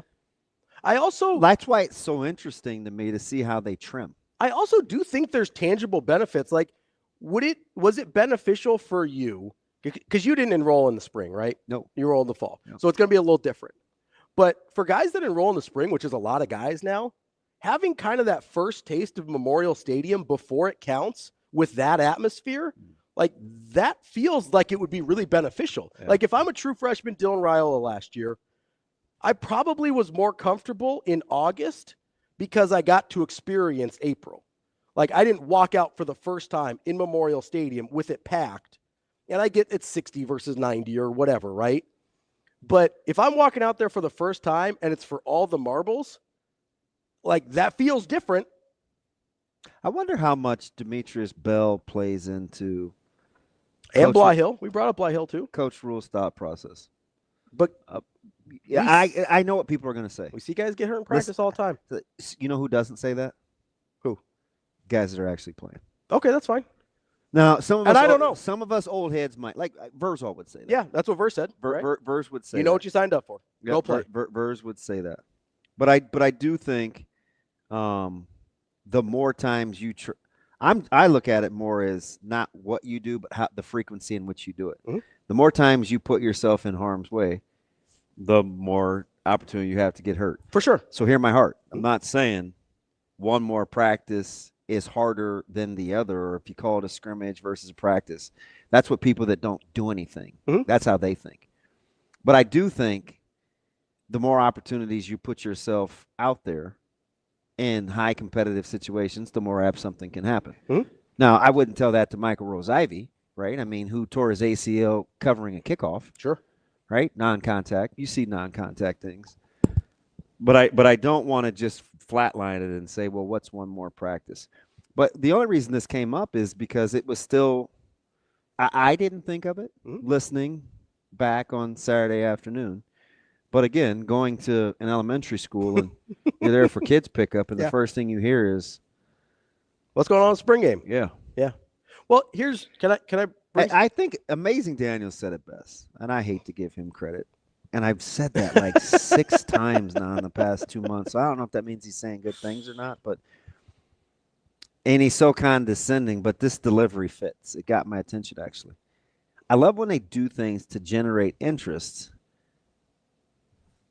and then people mock the fans for being interested. Sure. Yeah. Like, in a nutshell, that's kind of what we're talking about here. I vividly see his. You know what is vital to the existence of this program? Yeah. Fans being interested. That is maybe it's probably too quick to do a focus group, but could you do one-on-ones, or put a whole offensive line out there? You have 3 pass rushers. You get to say which guy goes. They all don't go at the same time. O-line has to be ready. D-line has to be ready. Quarterback has to drop. Like, you could do lots of things. Yeah, and that's why I said on Monday, you better give them something that looks like football. Something. And I know that, and that's important. Like, he was the first one to say it last spring. He's like, well, we want it to look, it's got to look something like football. Right, because otherwise what's the point? Yeah. So, but here's my question, and I'm asking because I don't know. I'm not trying to trap you here. I really don't know.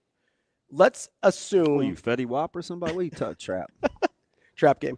I'm like, hey, what's up? Hello. So let's assume instead of a spring game that they would do some sort of scrimmage anyway, right? Whether it's open to the public, not televised, whatever. Let's assume they're not getting rid of the extra scrimmage. Okay. What is there an inherently higher injury risk doing it in front of people than just doing it privately? That's a genuine question. One more time for the back end. Okay. If they were going to scrimmage anyway, okay, is it inherently more risky to injury to do it in front of people? I get juices because I'm like, I get adrenaline, I get juices start flowing. Yeah, you're it's like, different. Like the risk reward of like, well, you do something that you ordinarily wouldn't do because you're trying to show out, maybe, or feeling the pressure, or tense, or like I'm asking, what's the injury risk difference between a regular scrimmage and a spring game? God, I don't know. That's a good question. Because my instinct would tell me not much. Like pretty similar, right? We saw at the NIL practice last year, guy tore his ACL. I can't remember who it was. It was a lineman, or linebacker. I think was it Dylan Rogers. Was it Rogers? I want to say that name, but I'm not sure. So I don't want to put that. But somebody tore his ACL. We were watching. I thought it was Gradney. It was Gradney. It was Roger Gradney. You're 100% right. Okay. So I got the initials messed up. I thought there was an R in there somewhere, but so I go. And I go, okay, we watched a guy at an NIL practice that we were allowed to be at tear his ACL. Like, how much different is that than a spring game? Yeah, I don't. So, and I wasn't being dismissive when I said it didn't register with me. Mm-hmm. So there's 2 things that I would probably say. Number one, I'm cool with just seeing what they come up with. Yeah, I'm interested. I am. Like I'm not up in because he's hey, well, I don't know yet. We'll think of something. But my point is, it better be good. So I'm cool with that. Like that's good enough for me. And if it's good, I'm cool. But I'm just saying, I'm so trying maybe that so that's why I'm saying, are you surprised? I'm not surprised, but I'm trying to give him a heads up here. Like it better be good because the fans need it. Yeah, I hear you. The fans need it. They do. I just I'm gonna take him out. I trust that they'll come up with something. Yeah, I mean, I'll probably give him the benefit of the doubt more than not. But this is one where I'm like, hey, like you got to tread a little careful here. That's Bet On It, brought to you by War Horse Sportsbook. We'll have Tony Mejia talk a little NBA and all the craziness that happened over the weekend coming up next. We will be back.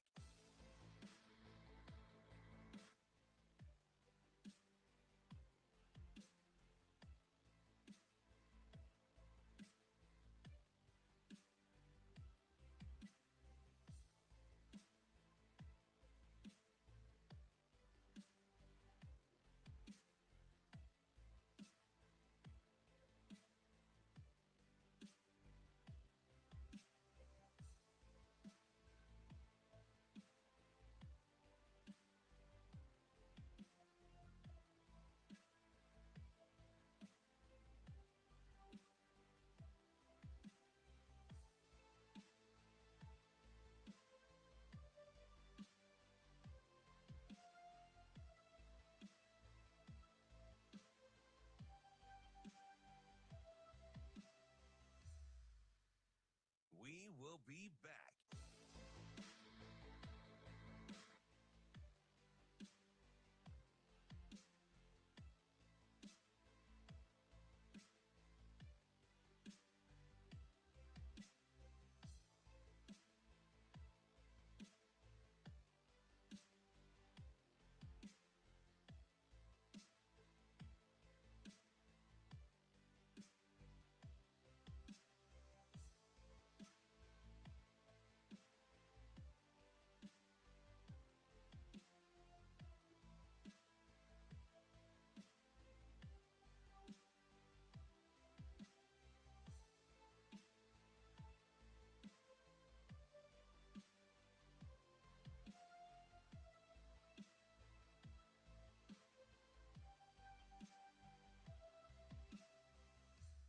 We will be back.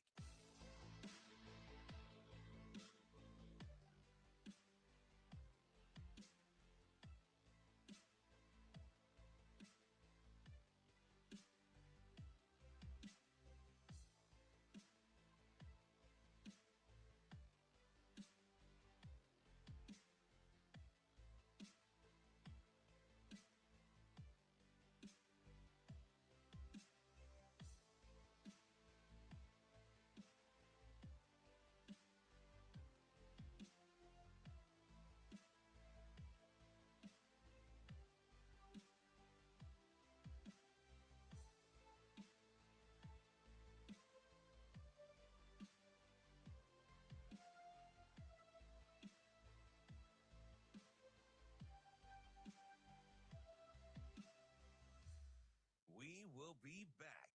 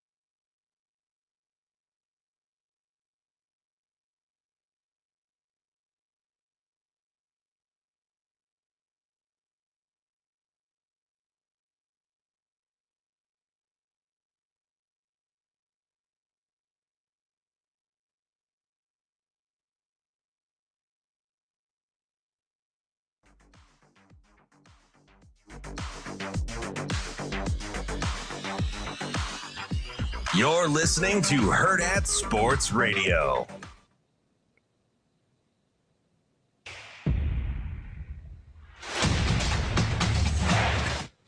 Welcome back, Hurrdat Sports Radio. As we wrap up the show, I'm Ravi Lulla here at Hurrdat Sports Bar and Grill, joined now by Tony Mejia of the Sporting News to try and give some context to all this NBA madness that's been going on. Tony, how are you this morning? What's up, fellas? I'm doing great. How about you? Doing better than Marcus Jordan, who I was not hanging out with last night, even though he was in my area. That's like right down the street. So are you doing better or worse than Luka Doncic's dad this morning? I mean, he's hurt. He's legitimately hurt. I think he's the mouthpiece for the situation since Luka's not going to say anything. Sure. I think Luka's legitimately disappointed. But at the same time, I mean, the world's his oyster now. Not that it wasn't, but you can certainly do a lot more in LA than Dallas, despite the income tax implications. So let me ask you this, because I'm sitting here, and I get the news drop 11:30 or whenever it was on Saturday night, same time as everybody else, and I go through did Shams get hacked? Like, I'm trying to figure this thing out. And then I see De'Aaron Fox the very next day get traded for what seems like a better haul than Luka Doncic, despite being not a bad player, but not on the same level as Luka Doncic. Have you been able to figure out what the hell happened in Dallas? No, but I mean, I think that the answer to both trades is the same. I think it's not to bore the listeners, but it's related to aprons on luxury taxes and the salary cap, and two words: supermax. And one, De'Aaron Fox didn't want to be in Sacramento. Luka Doncic did, and apparently, whether anybody else had an opinion, because it didn't look like Jason Kidd wanted any part of Luka Doncic being gone. Nico Harrison did not agree with the vision of being having his hands tied for the next few years, trying to maneuver around, that monster contract. So, Tony, as I kind of sit here and I understand, like, there's a part of me that sort of gets hey, this is, I mean, you're talking what? Basically $70 million a year would have been the supermax. 5 years, $360. Is that right? Somewhere in that range? Yeah, like it was 345 or 365, something like that. Okay, so you're basically talking about $70 million a year for Luka Doncic. I can understand being like, maybe I don't want to be tied to him because I am worried about the conditioning. I'm worried about, maybe the health. He's, I think he's only played over 70 games twice in his career. And so I get that. What I don't get is only calling one team and not seeing what the absolute most you could get for Luka Doncic. Like, I'm not overestimating his trade value, right? Like, they bungled this. No. Even if they wanted to get rid of him, they still bungled it.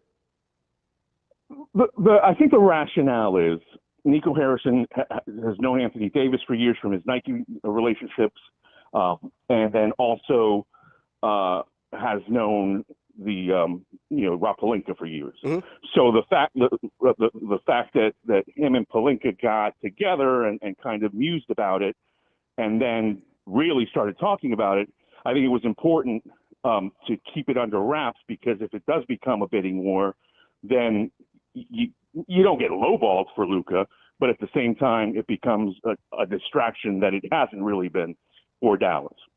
Mm. What I do have a problem with is how is Dalton Connect not in that deal? I can understand Austin Reeves. I can understand the Lakers saying, nah, we're not going to deal you, Austin. But I cannot understand Nico Harrison saying, hey, you got to give me your rookie on a rookie contract. Because at least that feels like a second number one pick at this point, right? Like, it feels absolutely right. Like when you get, like when Utah traded and they got Walker Kessler, it felt like they got an extra first round pick in that deal. Like, that's the part I can't get over. Anthony Davis is a nice player. I get that. The age, whatever. Like, he's still a really good player.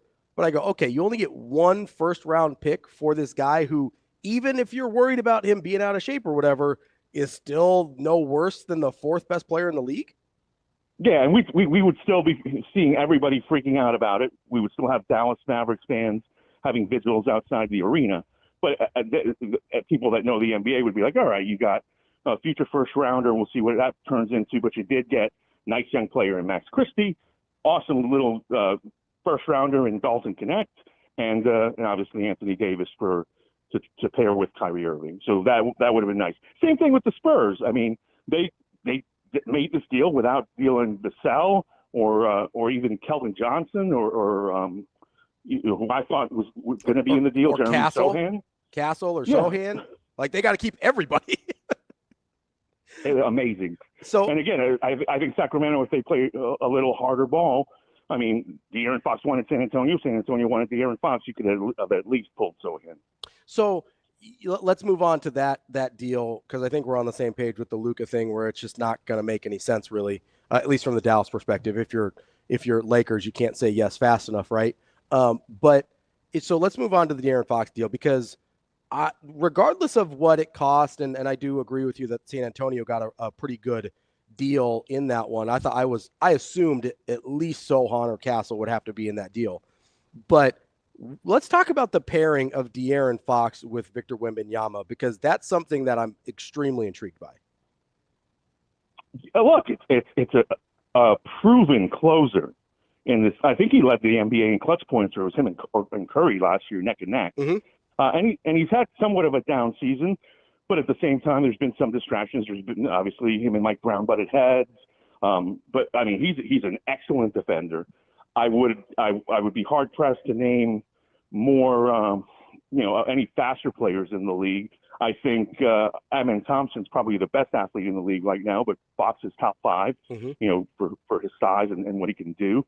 And now you put him with a freak in Victor Wembanyama, and you get him a little more mentorship to play that point from Chris Paul.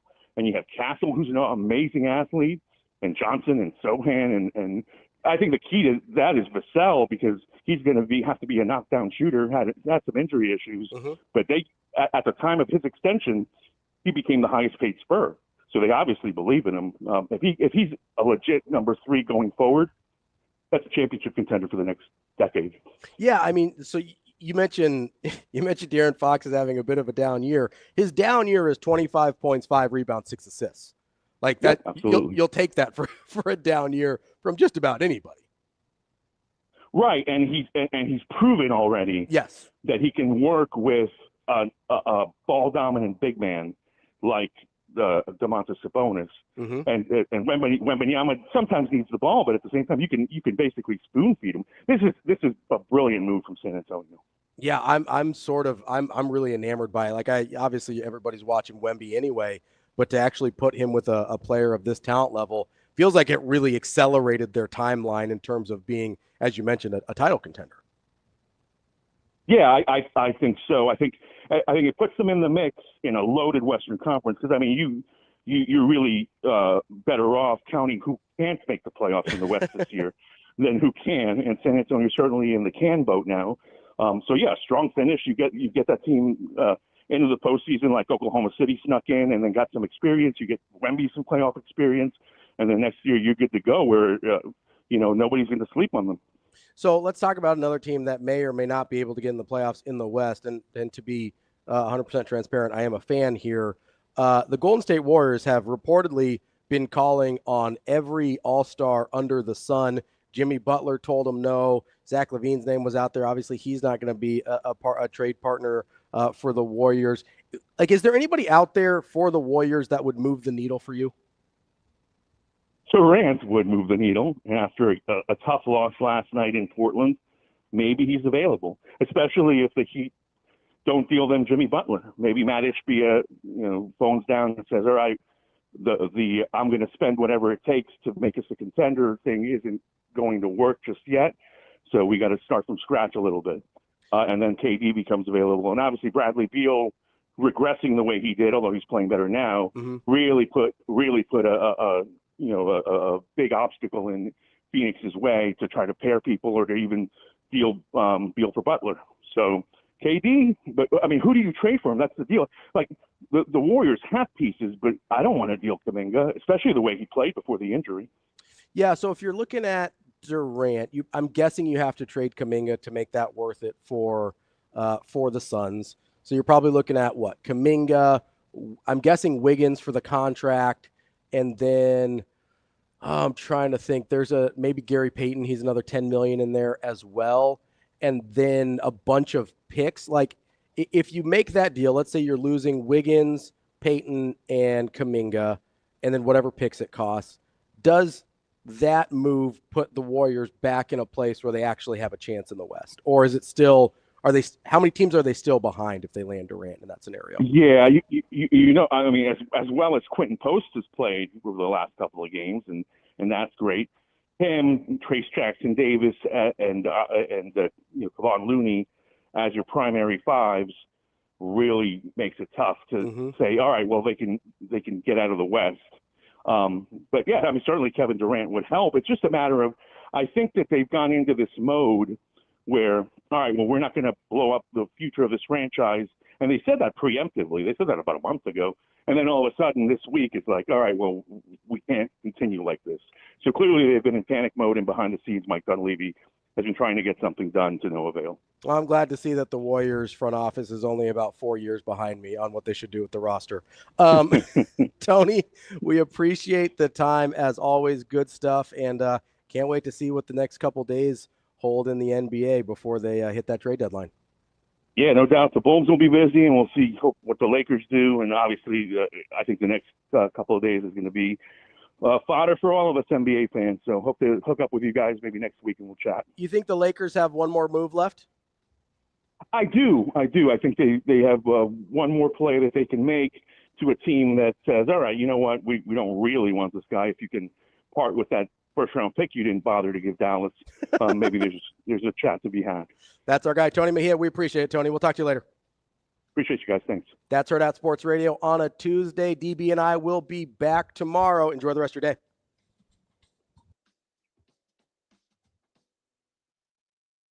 See you. Have a good day. Love you.